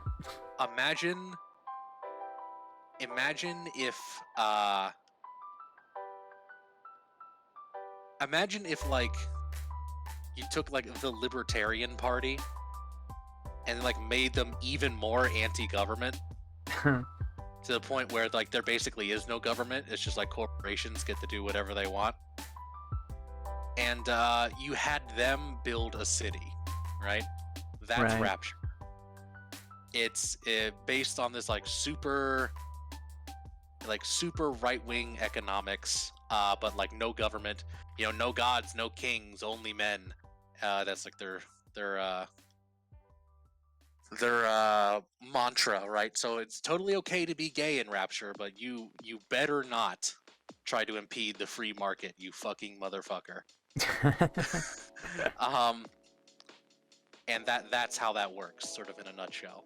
And you arrive in Rapture after everything has gone horribly wrong, and it's a little bit of a horror game after that, because like basically all the people left in Rapture are like kind of like mutant psychos, right?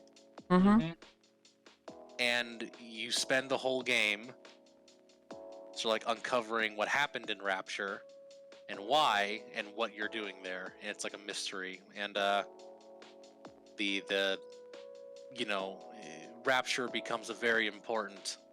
People really love the environment of Rapture because it's like a really good vehicle for telling this story about freedom, because Andrew Ryan, you know, he built Rapture because he was obsessed with like a particular idea of what freedom is, and you sort of interrogate that throughout the whole game.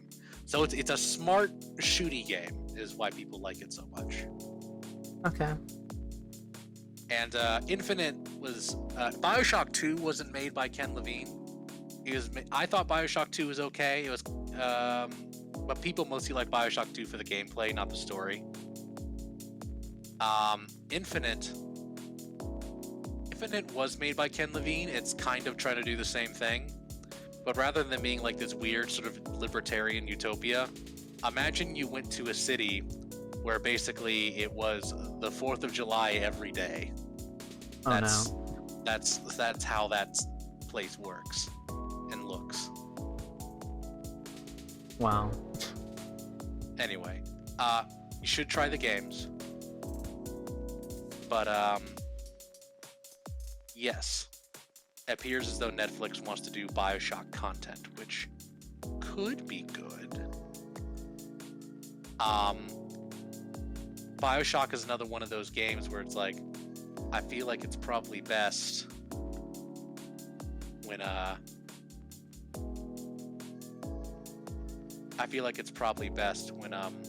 it's in game form, because a lot of the intrigue in BioShock comes from like running around and like scrounging through the environment and finding audio logs and like figuring out what happened in the past. It's like,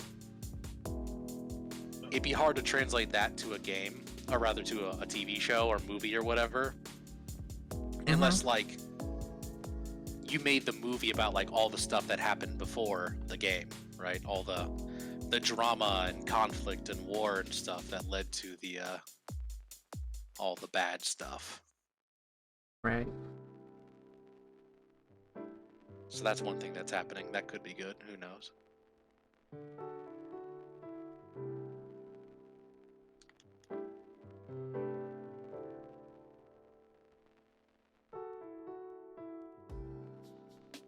Yeah, a lot of great suggestions. I just think my issue is probably just finding time to watch them and play them all. Oh, I don't have time to do it either. No one does.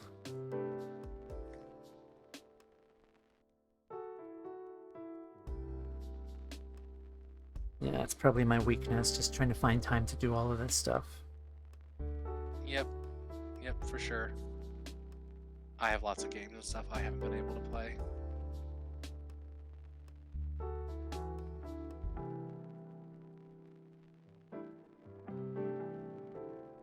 Well, if anything, if you can, there's always streaming.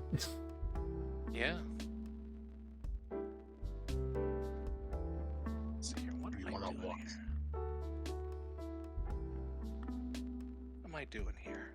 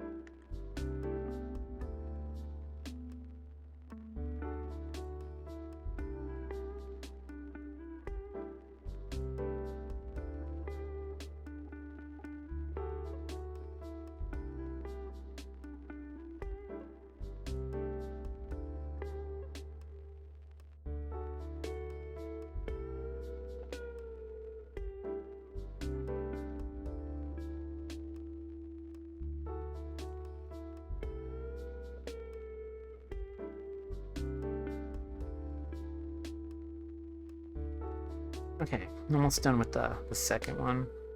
Nice.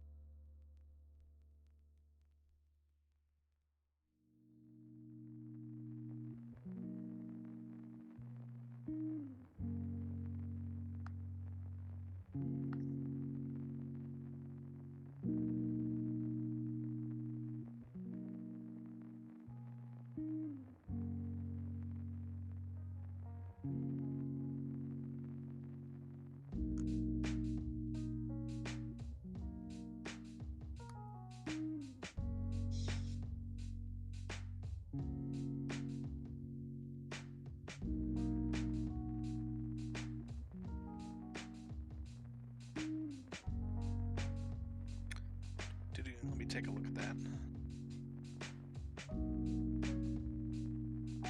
What was the reference for that one again? I'm blanking on it. The one I'm working on. Yeah. Joey Wheeler, Yu-Gi-Oh, Pointy Chin. That's right. The pointy Yeah. chin. I was thinking for a second, is that a JoJo reference? It Don't might mention be. JoJo. It I might do be. not. Like, I get the feeling like they do that kind of shit on JoJo.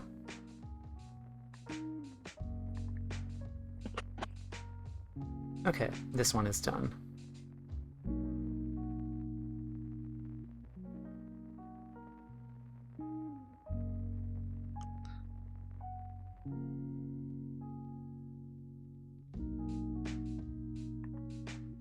Oh yeah. Did you ever play Borderlands?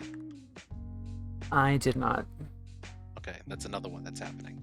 Yeah, I'm sorry, not I prattle on suck. about it. Sorry, I suck.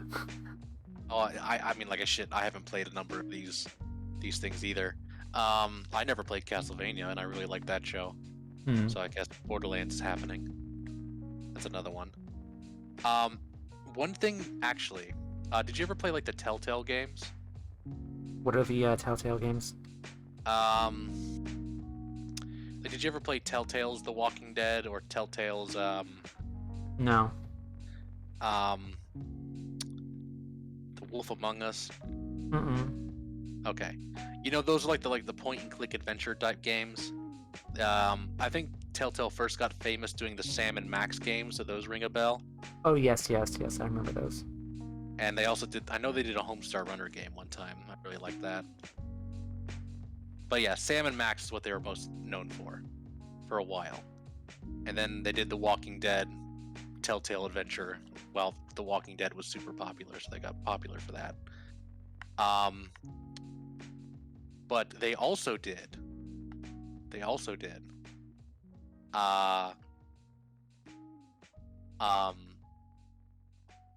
I believe it was either 2 or 3 seasons. I think 3 seasons of a Borderlands adjacent property called Tales from the Borderlands. So the regular Borderlands games are like shoot and loots. They're the epitome of shoot and loot because that's 98% of what you do in that game. But they are known for having people like the story because they had like a very kind of quirky, kind of irreverent like storytelling kind of method. They're funny games. They're unironically actually really funny, especially Borderlands 2 onward. It's really easy to get a laugh out of those games, and the stories they tell are actually pretty good. Nice. So people really started to develop an affinity for the story of these games. To the point where they said, hey, what if we make a Borderlands game that isn't about shooting or looting at all? It's just the story. And that's what they did, and it was called Tales from the Borderlands. So it was all just like the Sam and Max style point and click adventure type stuff, right? That's cool. And that was really good. So if you want to get a taste of that, like the best like of that can offer, you could probably do that, and it wouldn't take too much time. So yeah, again, another one of those bazillion things to potentially keep an eye out for. Mm-hmm. So if they do something that's as good as that, I actually think they could do a very good job with like a Borderlands TV show. Nice.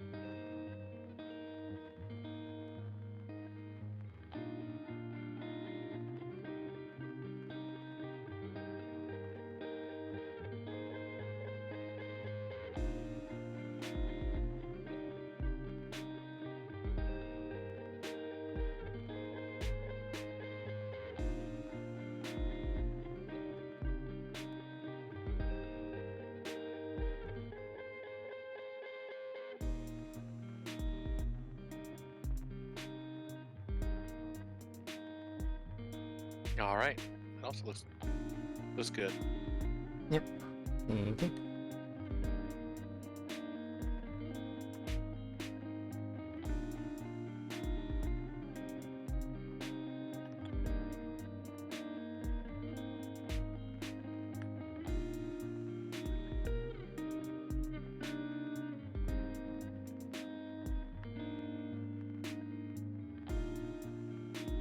I'm looking forward to work on the heart one, because I get to make different versions of that one.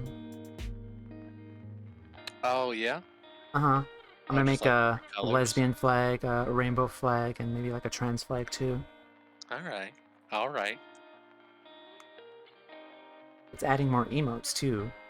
But that's good. That's good. More emotes, the better. Yeah. Is there any sort of like limit on the number of emotes you can have? I think I could do like 15 at the moment. Okay. All right. Yeah. Unfortunately, like once I hit affiliate, I think you can get more, but hitting affiliate's probably like the important thing I have to focus on right now. I see. But I think right now 15 should be fine. Yeah, you can get a lot done with 15.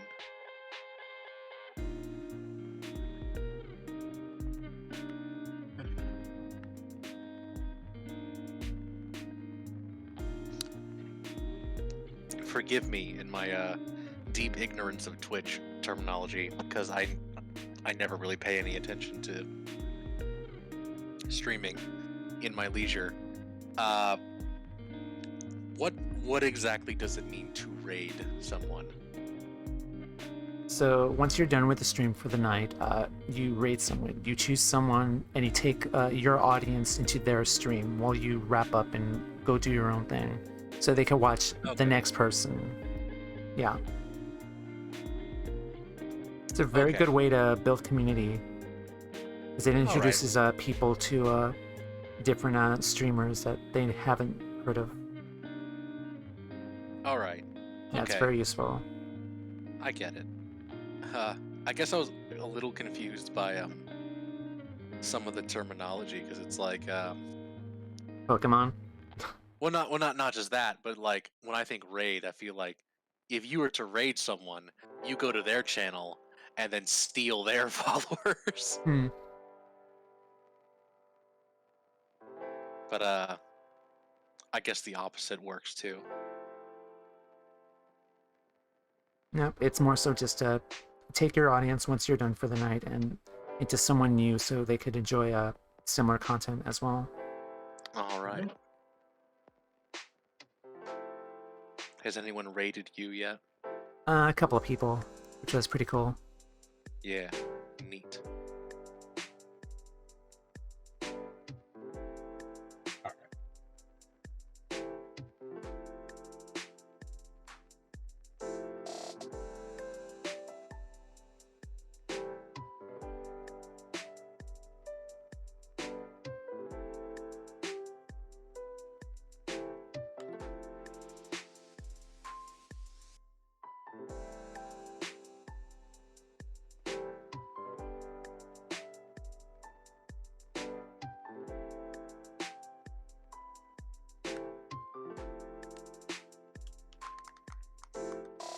You can also do like hosts where you set as someone's stream into your channel so that when people go to your channel, they see the hosted person, what they're doing. All Which is right. also pretty cool. Yeah, I'm unfamiliar with Twitch, unfortunately. I never made much point to watch it. I only started a little bit. I know that there are some people like I know like a really popular one is like Critical. He's been very popular for a while, and I occasionally will watch him. But most of the time, I just watch whatever he puts on YouTube. You know. Yeah. But when the VTuber craze really took off, there were one or two people that I decided to check out their stream because I had seen some YouTube clips I thought were funny. But even then, I mostly just stick to YouTube. Yeah. I do think it's really interesting that there's such a stark divide. Especially if you think about like the gaming space. You go back to like 2014, right? It's like when like the Let's Play thing really took off. Yeah. Almost everyone who got really big and really popular was a dude, right? Uh-huh. And people like to make jokes about like, you know, like streamer babes and whatnot. And you could get the wrong idea that like even in Twitch, like most of the most well-off streamers were women, but you actually look at the metrics and that's not true. Most of the biggest streamers were also dudes, right? Yep. But it's completely the opposite with VTubing. It's extremely dominated by women. And I don't know how that happened. Well, I don't know either, but it's a thing and it's cool and I like it. I sometimes wonder if it's as simple as it's a little bit harder being a chick and trying to get involved in like a really highly online, especially a gaming adjacent kind of community, because you inevitably get just more bullshit than your average dude would. Oh, definitely. And I wonder if just like having like that not fake, but like a persona, a sort of facade up of like a VTuber just helps with that and makes it easier. I don't know. That might be it. I think a lot of people too use VTubers because they don't want to be on camera. Yeah. Yeah. And that's what I mean. They're giving us Sort like an avatar of themselves so that we could like be relatable, like personable with like on screen. Yeah, and that's kind of what I mean. I feel like I don't know if it's like the only reason, but I feel you were a chick and you were like putting yourself on screen. And you would be more likely than the average dude to get a bunch of shitty comments about your appearance, right? Oh yeah. And so the VTuber thing kind of dodges that because you just have complete control. Because like no one can complain about my appearance because I have crafted this reality where I am sexy anime girl. Well, I mean, at the same time too, like that having a VTuber doesn't really like omit anyone from getting like negative shit, like regardless. Oh yeah, certainly. Yeah, that's why I'm not like I'm not trying to like attribute all of it to this. I just wonder if that's part of the reason why the VTuber space is so female heavy, but like everywhere else isn't. You know what I mean? I mean, it's probably just be like, don't want to be on camera. Oh, we have a persona. We don't really want to put as much of our real life selves out there because it's the internet. Like, there's all sorts of reasons for that.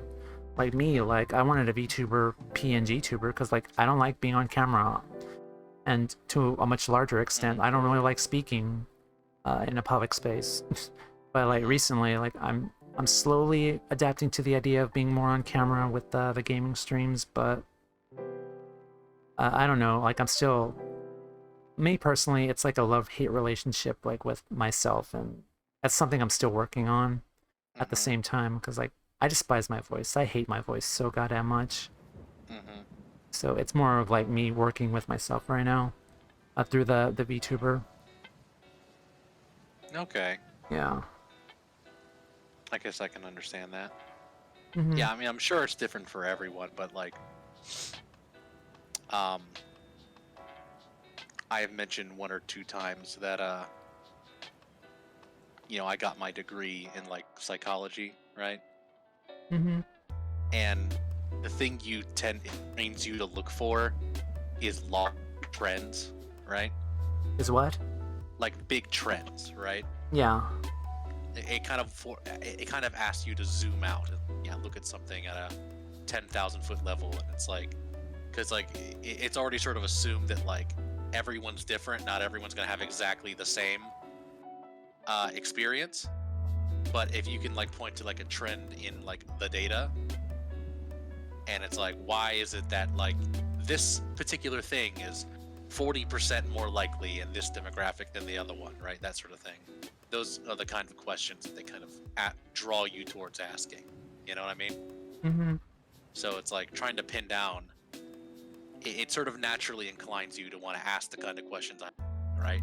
Where it's like, on one hand, well, yeah, obviously everyone has their own particular reasons they would be interested in doing a VTuber persona as opposed to just putting their face on camera, right? Yep. But then like the question is, well, why is there such a heavy demographic skew, right, in terms of gender? And it's like there probably are multiple reasons, but that's just the kind of questions I'm inclined to ask, you know? Mhm. That's all. Because it could, you know, because it's not like, oh yes, here's just one reason. It'd be like, here's one reason that accounts for like 10% of the difference, and here's one reason that might account for 5 or 15 or whatever, right? That's usually the way it goes. Yep.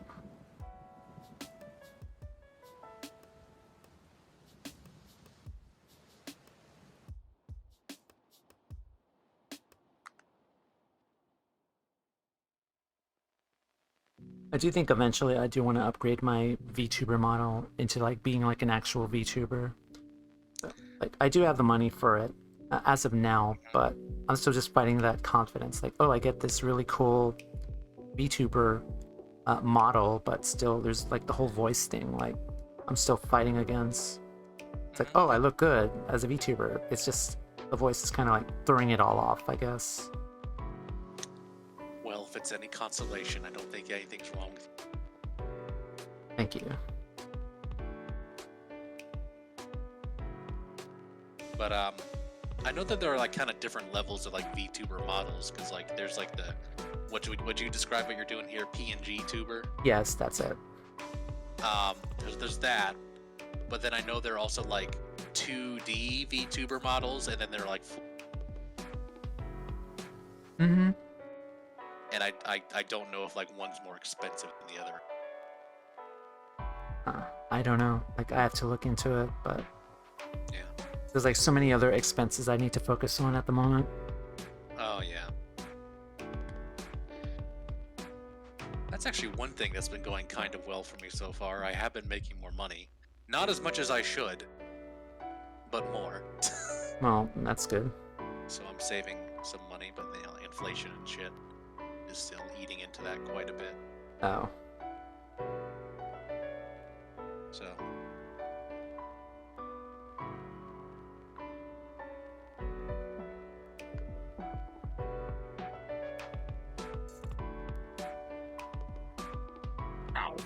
Alright, it's time to make a rainbow heart. Oh boy. That's the best kind. Mm-hmm. Oh,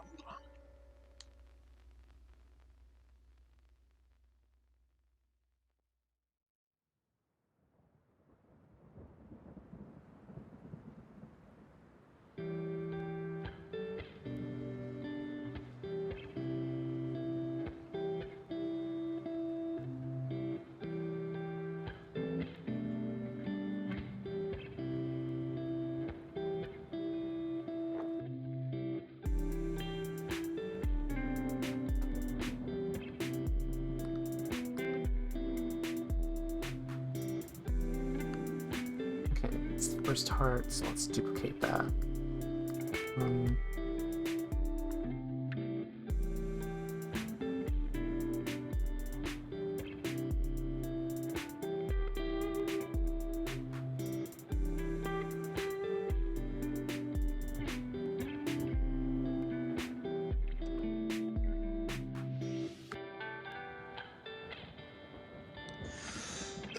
Excuse me.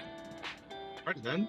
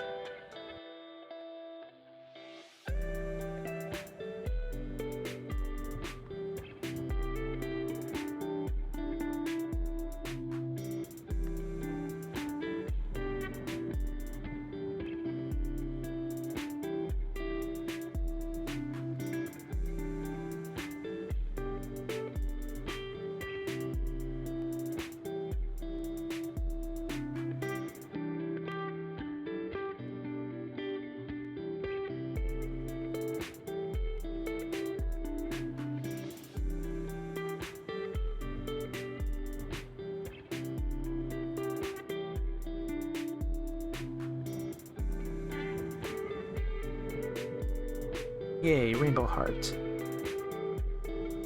All right.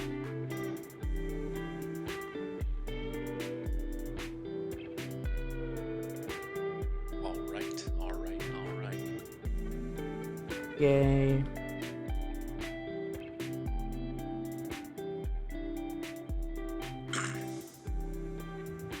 I think this one was probably the one I was looking most forward to today. Yeah, looks good.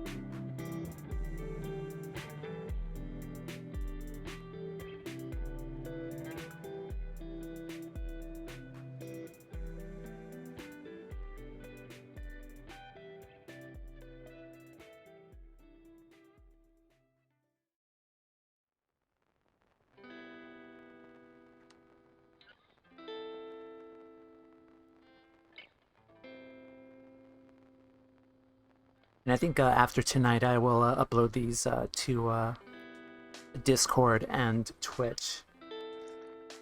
So they should be ready by next stream. I do have to add though on the about page for the Twitch page, telling people that they're ready. Nice.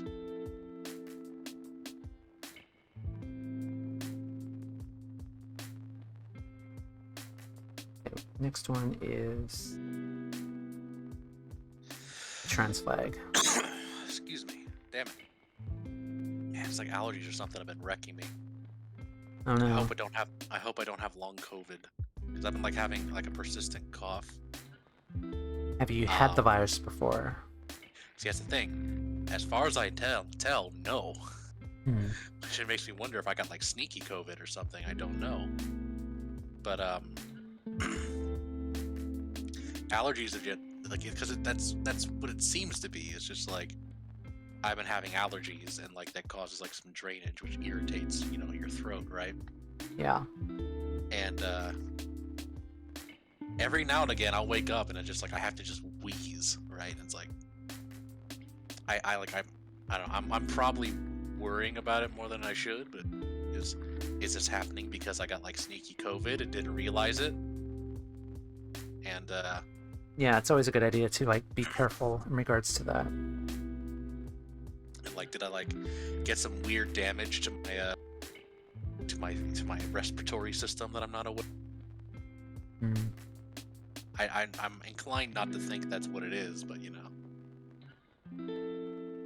I guess I wouldn't know for sure unless I went and got like the test where it's like they test your antibodies or whatever. Yep.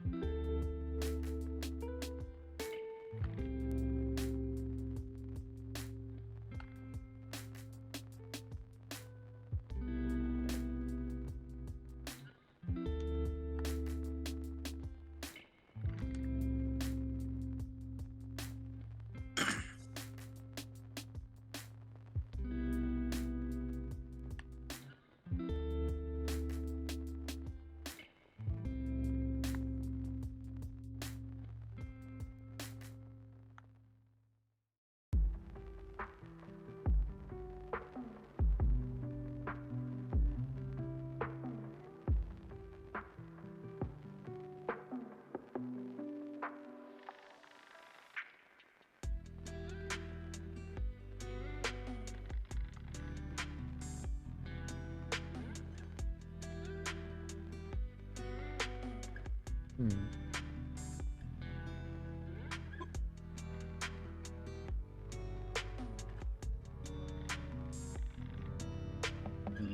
I really wish this software had a pen tool, because this would have been a lot easier to do. I believe it. Okay. Alright, let's see what the hell. Let me flip it over. Well,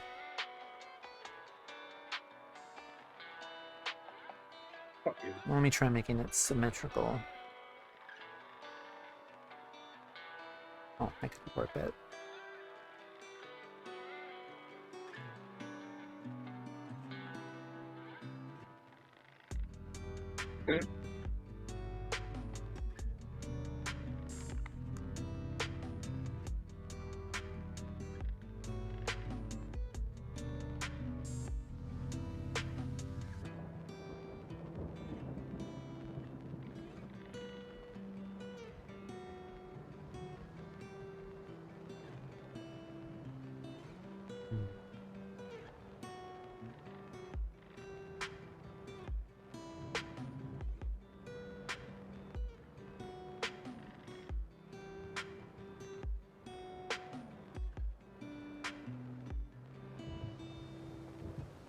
I think that's good enough.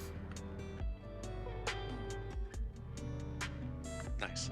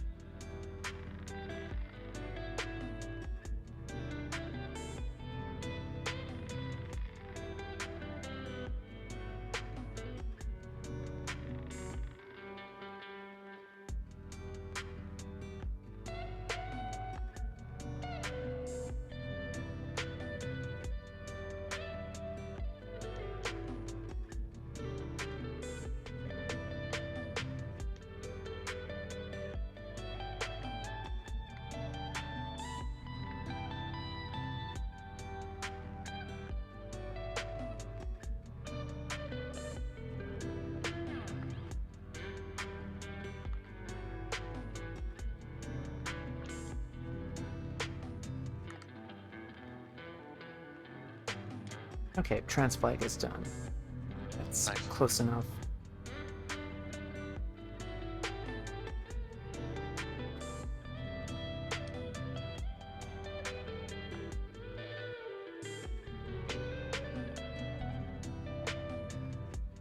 Okay, I might have to fix the rainbow one.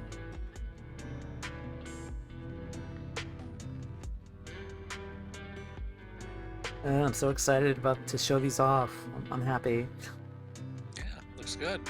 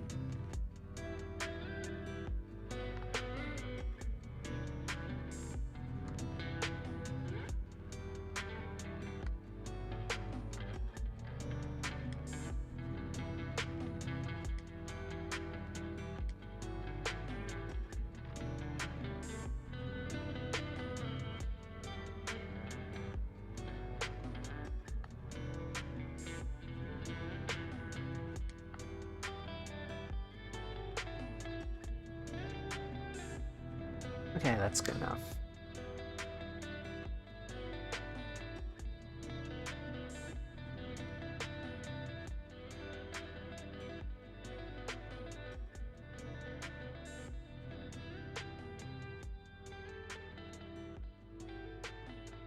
There we go.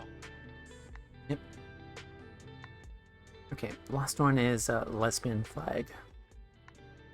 I need to look that up.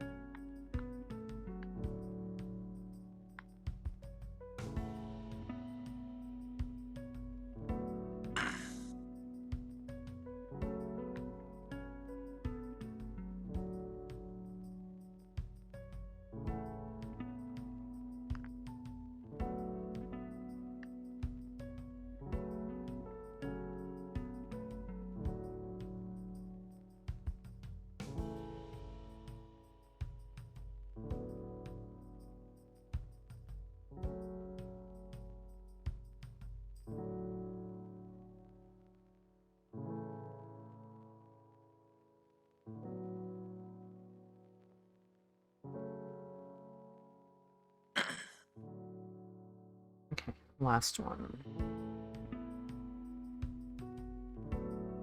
Welcome home, Columbia. Beautiful, beautiful. Discovery's 4 computers now have primary control of critical vehicle functions. Rolling. What happened to that guy? Limp Bizkit. What's that? Was that Limp Bizkit? I don't know. I guess. That was one of his guy songs. The guy who sang Rawhide. Yes. Oh no, you're thinking of rolling. Yes. Yeah, that's what. Well, because I'm playing Street Fighter 4 and one of my attacks is not just rolling on the ground, so just Oh. constantly rolling. So that's why. Okay, Yeah. so yeah, I was thinking of something completely different.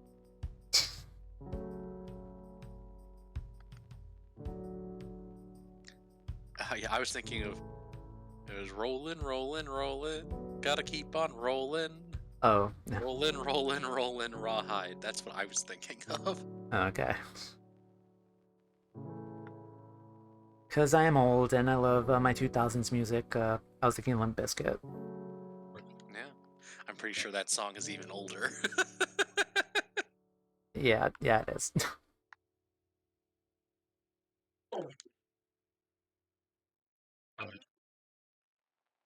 I wasn't much of a Limp Bizkit fan, I was more of like a Linkin Park fan.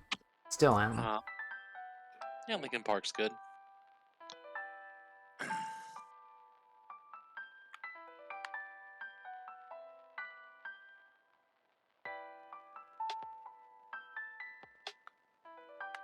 Okay, the last flag is done. I am happy.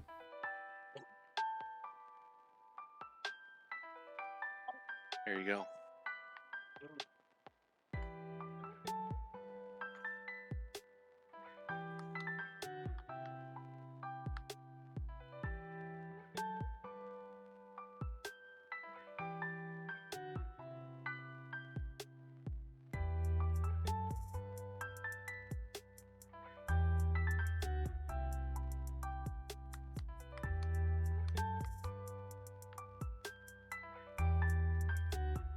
Okay, now on to my second favorite one, the dab. Oh boy.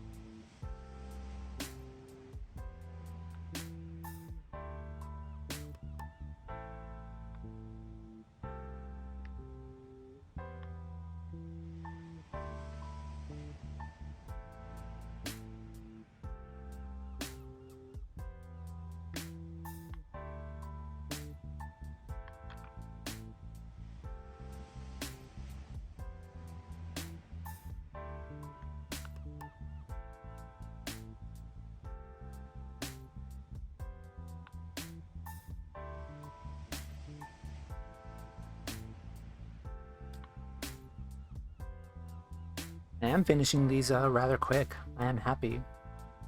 Yeah. More industrious than me. Hmm.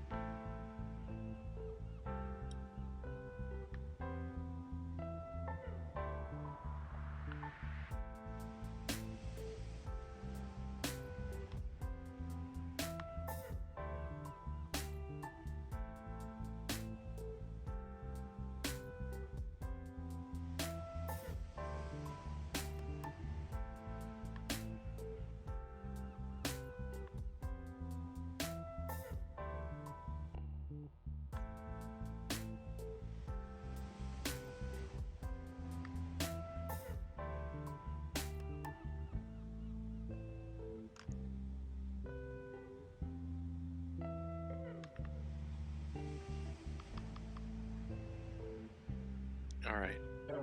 As I said, unfortunately, I gotta wake up kind of early. I'm gonna take off. Alrighty then. It was a joy to have you. As always, thank you again. Yeah, I feel like I can wind up prattling a lot when given the leeway, but that's fine. That's what we're here for. Yep. Well, just glad to have you, as always. All right. Yeah.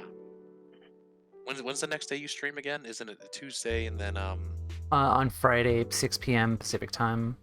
It's gonna be Kingdom Hearts. I actually might be able to stop by potentially. Yay. Love to have you in the chat then. All right. See y'all later. Alright, have a good night. Bye. Good night. Good night. Ow. Okay, so 3 more. I can do this. I'm almost done.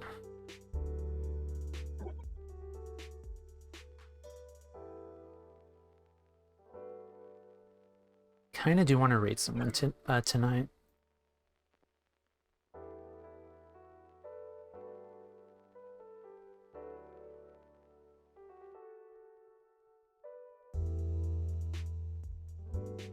Let me see if there's anyone streaming. Just like, I'm not gonna end right now. Maybe like in another half hour or so.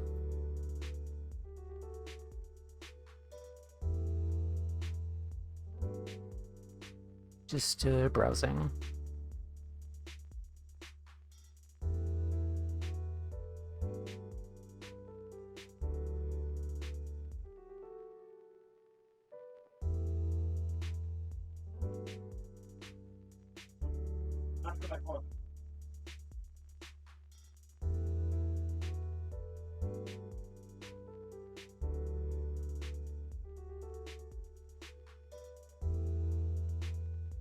Alright, so I'm gonna keep the art tab open for those who are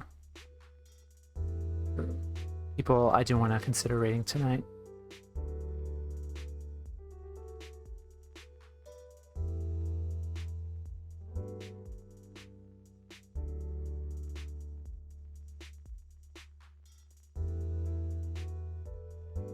Okie dokie.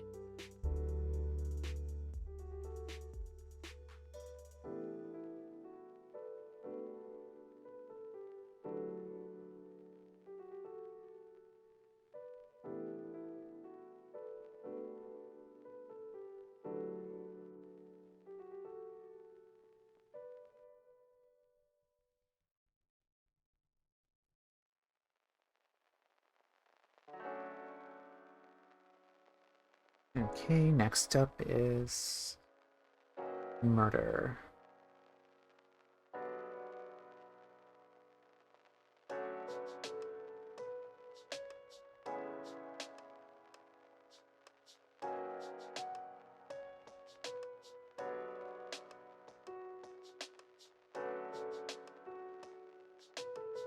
Ow. Alright.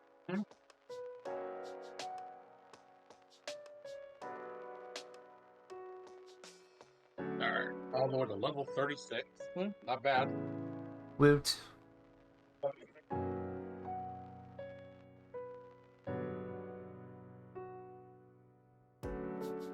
Streets of Rage again. Yes. Hmm.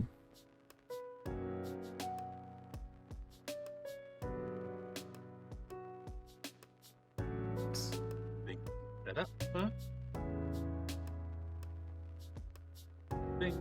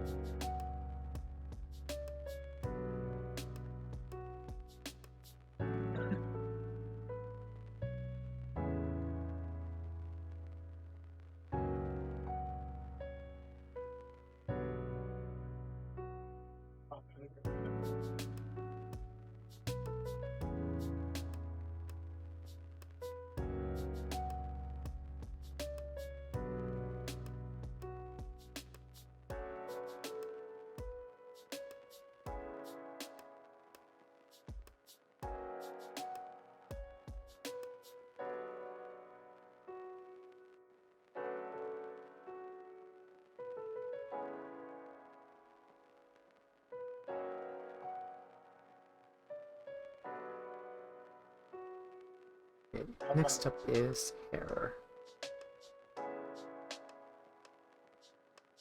Character, hair.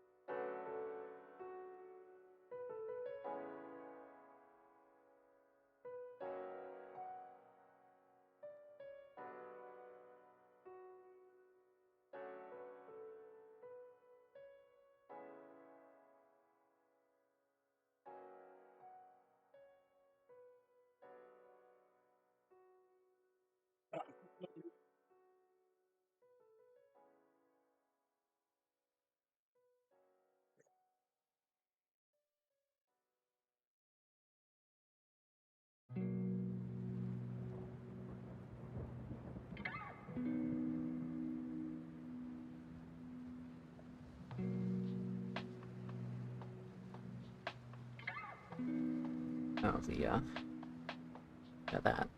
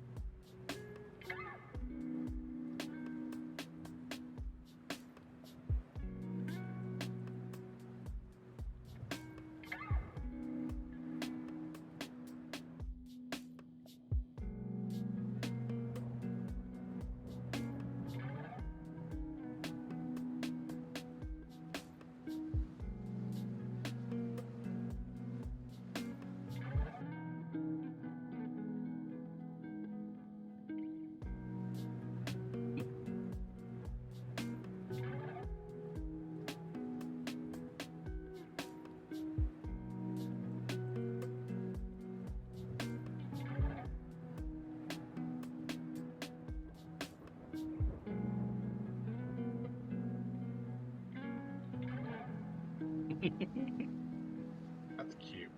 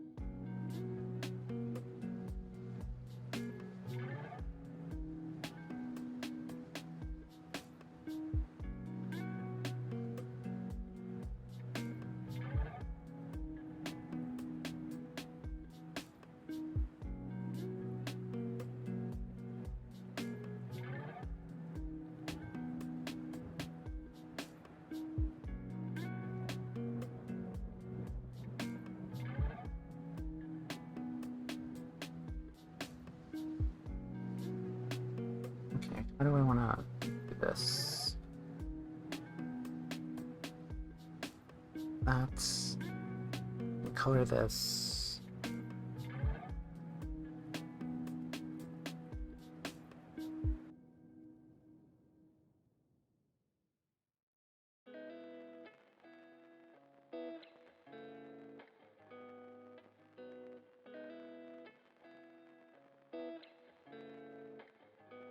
Okay, so referencing. I'm so glad I added this this filter referencing on OBS.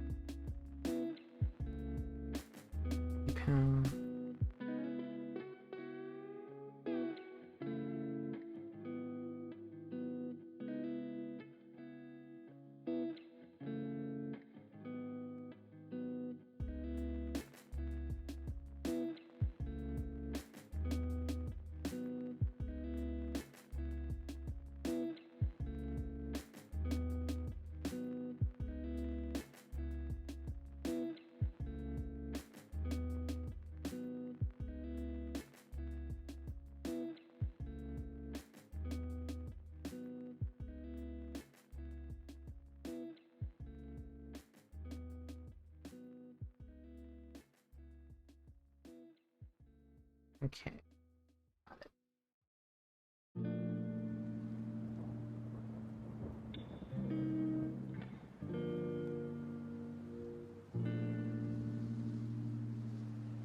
It's on that layer. Oh, it's a rounded gradient. Okay. That works.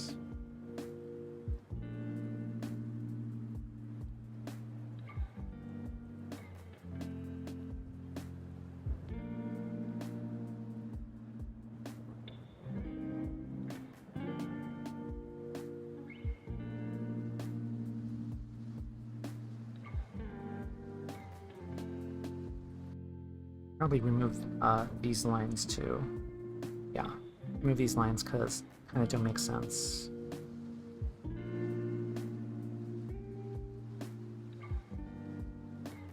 Then Oh, we will add another gradient because I love gradients.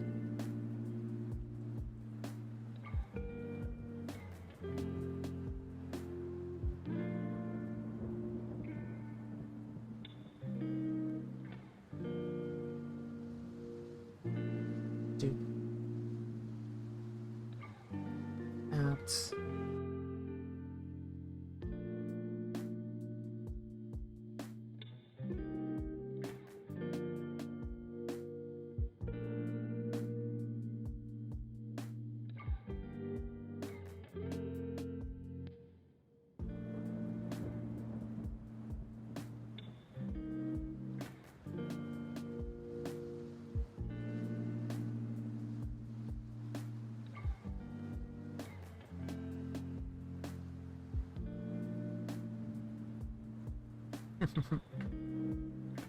This is awesome. I love this.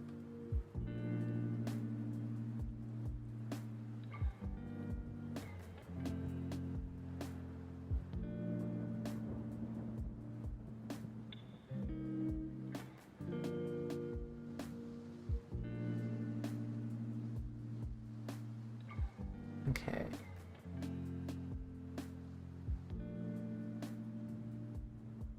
Right, do this.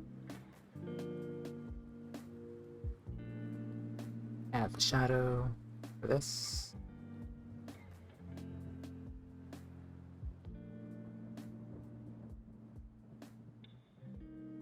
Selection.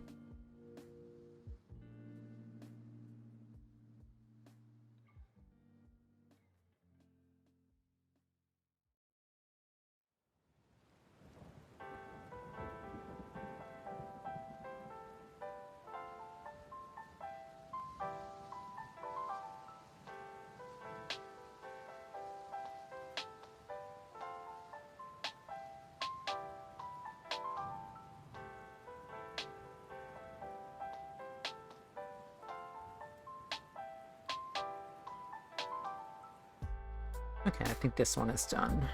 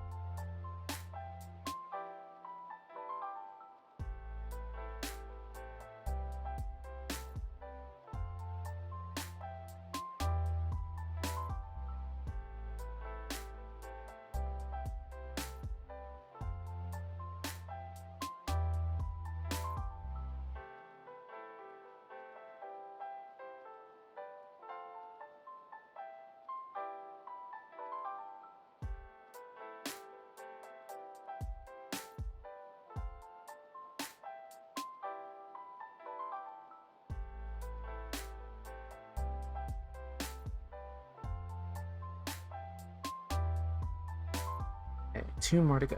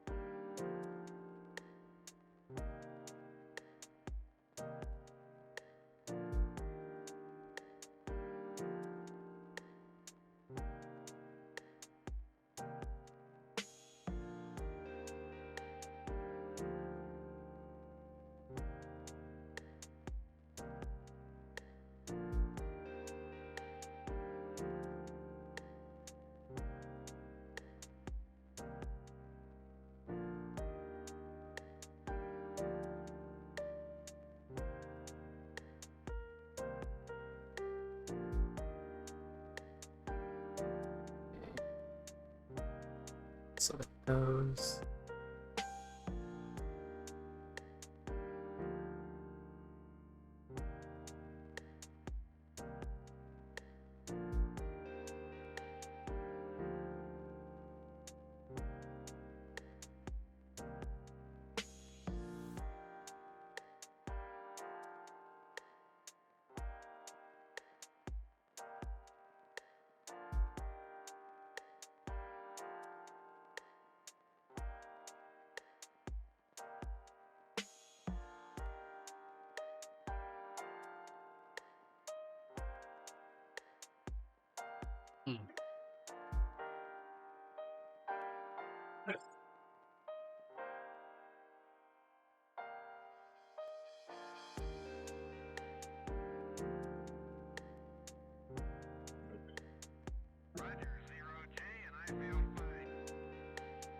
Discovery Houston, press to ATO.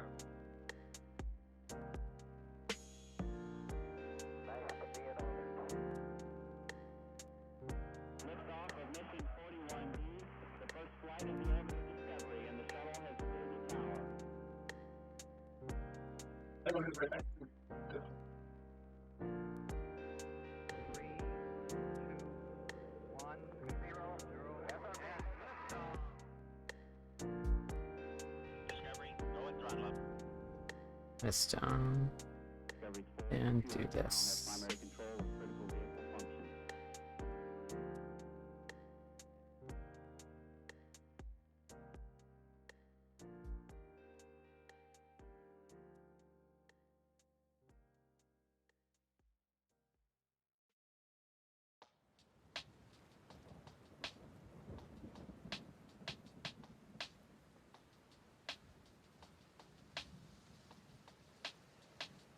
Oh, the cape. Forgot about that.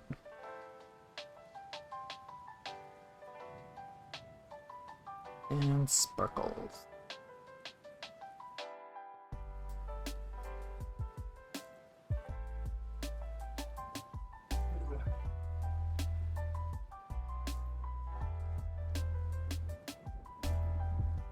Oh, okay. The underside of the hat too also is red. Okay, that's an easy fix.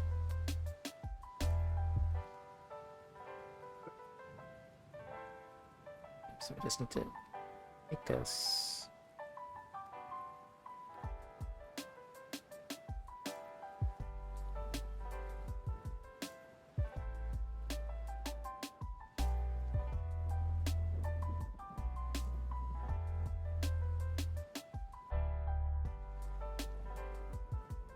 That's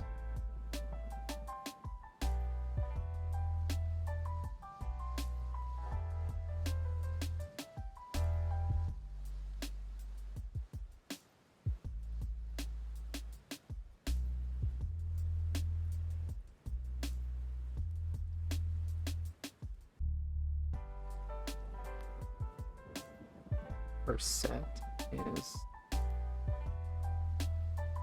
this.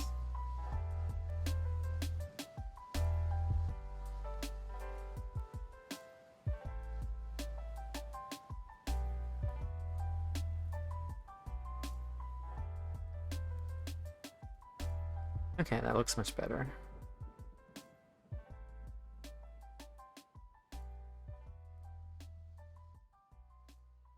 That is done, and then the second one.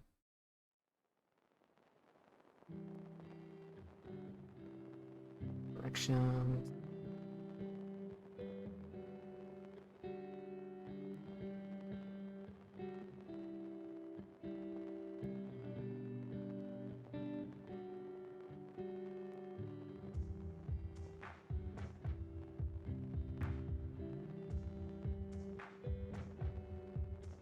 And this one will look better.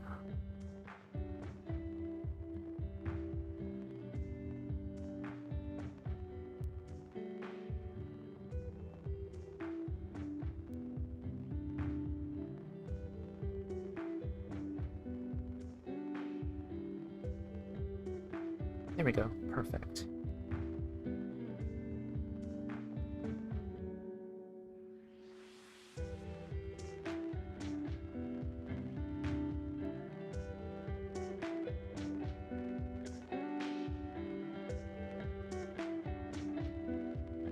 Hello Spoons, welcome. I am doing wonderfully. A bit tired though. How are you doing? How are you doing today?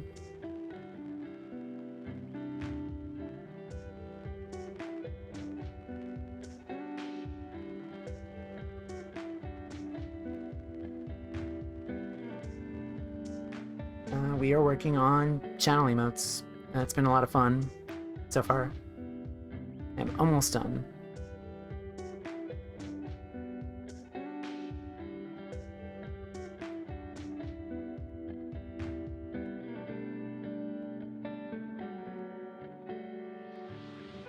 Okay.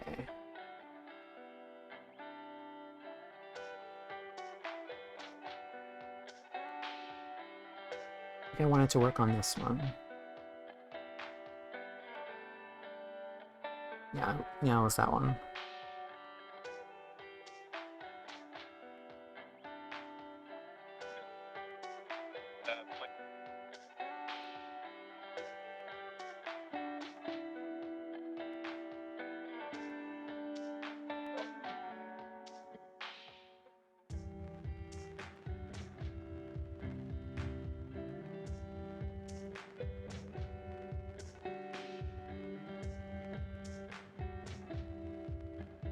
Okay, that's close enough.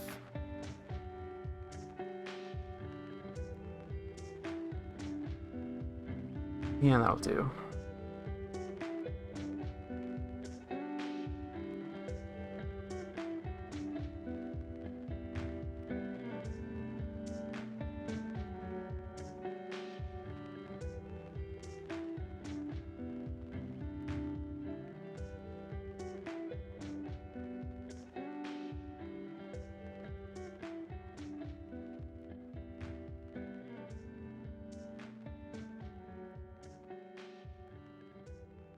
And then I might make this text red.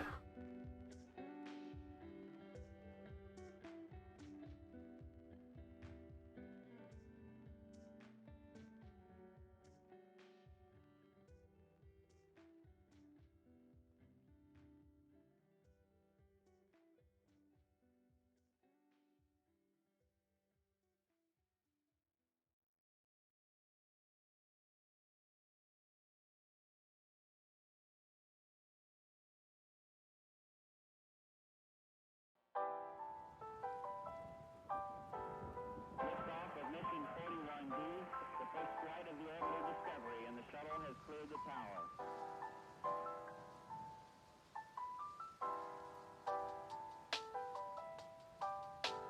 Discovery's 4 computers now have primary control of critical vehicle functions. Yeah, I don't know how the text is gonna read as a mini icon, but I'll give this a shot.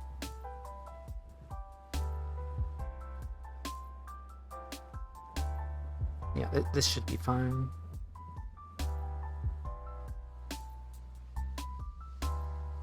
Ready. Multiply.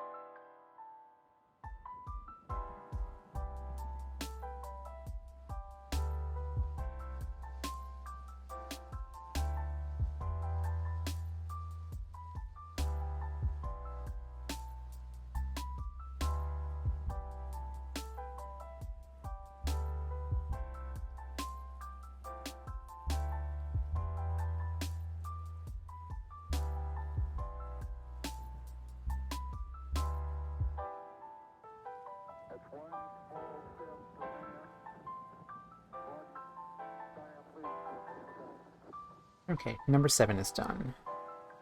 That leaves one more. Then we can call it a night.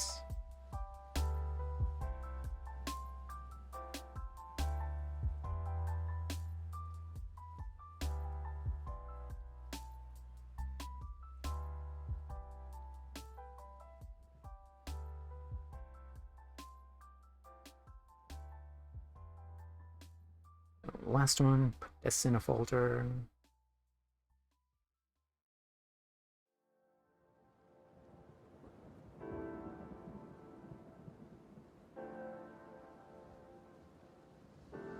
Do a safety save.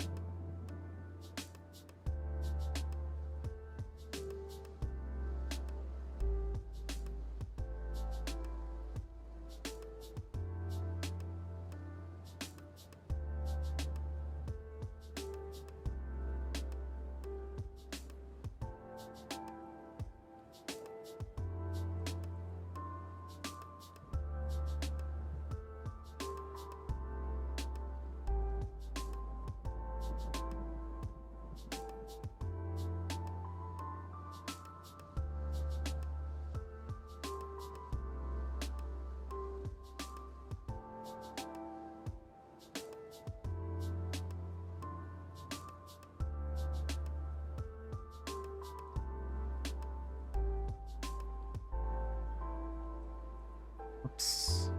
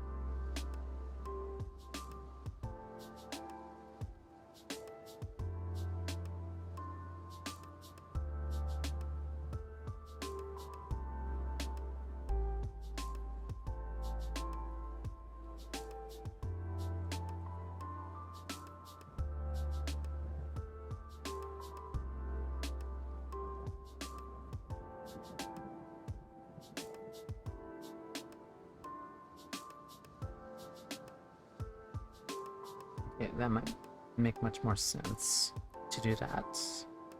Then go to the mouth.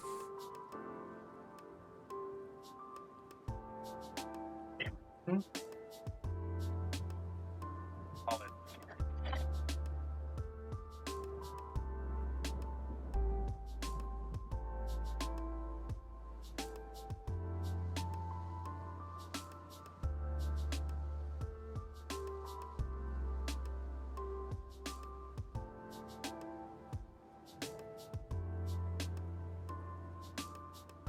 Okay, there's that.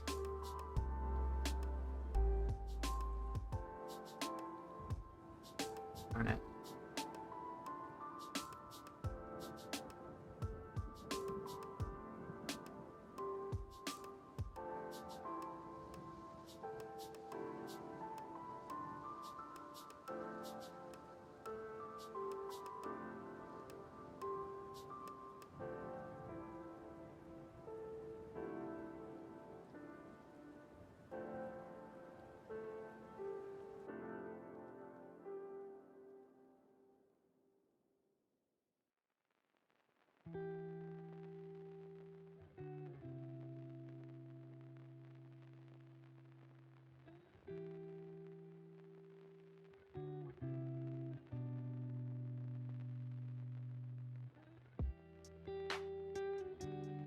Last letter is E.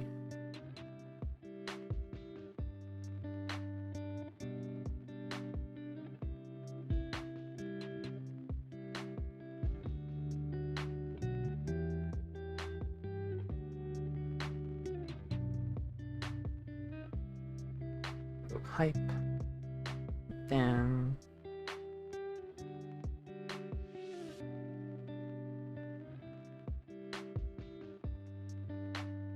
airbrush spray.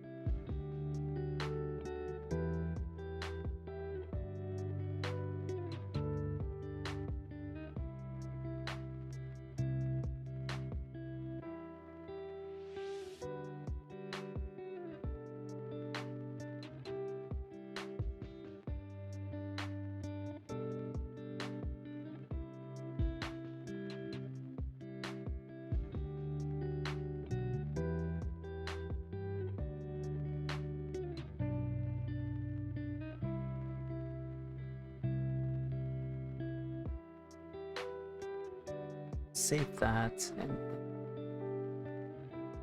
I think that is it for tonight.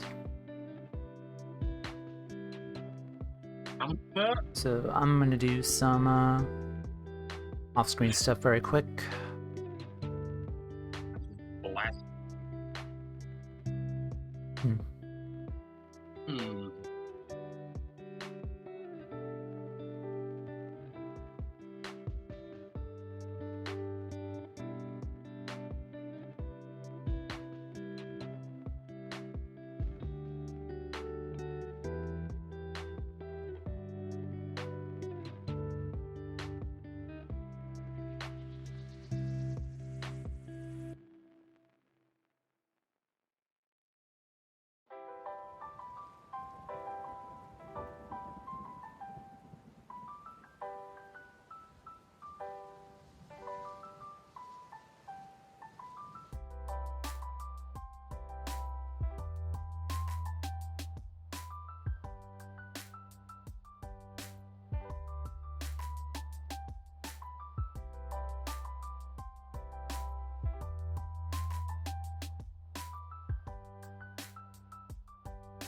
I'm a bit tired. Kinda don't wanna. That's fine. Okie dokie. So these are done. I'm really happy with these. I'm gonna be slowly uploading these to my Twitch. I think it's called BTTV. That allows you to upload to emotes, to upload emotes. So yeah, I'll fiddle with that, and then by next stream, hopefully the emotes will be ready by then. So yeah, I'd like to me link all my socials. Here we go. On Twitter, I post there for updates. YouTube channel where I post all my VODs.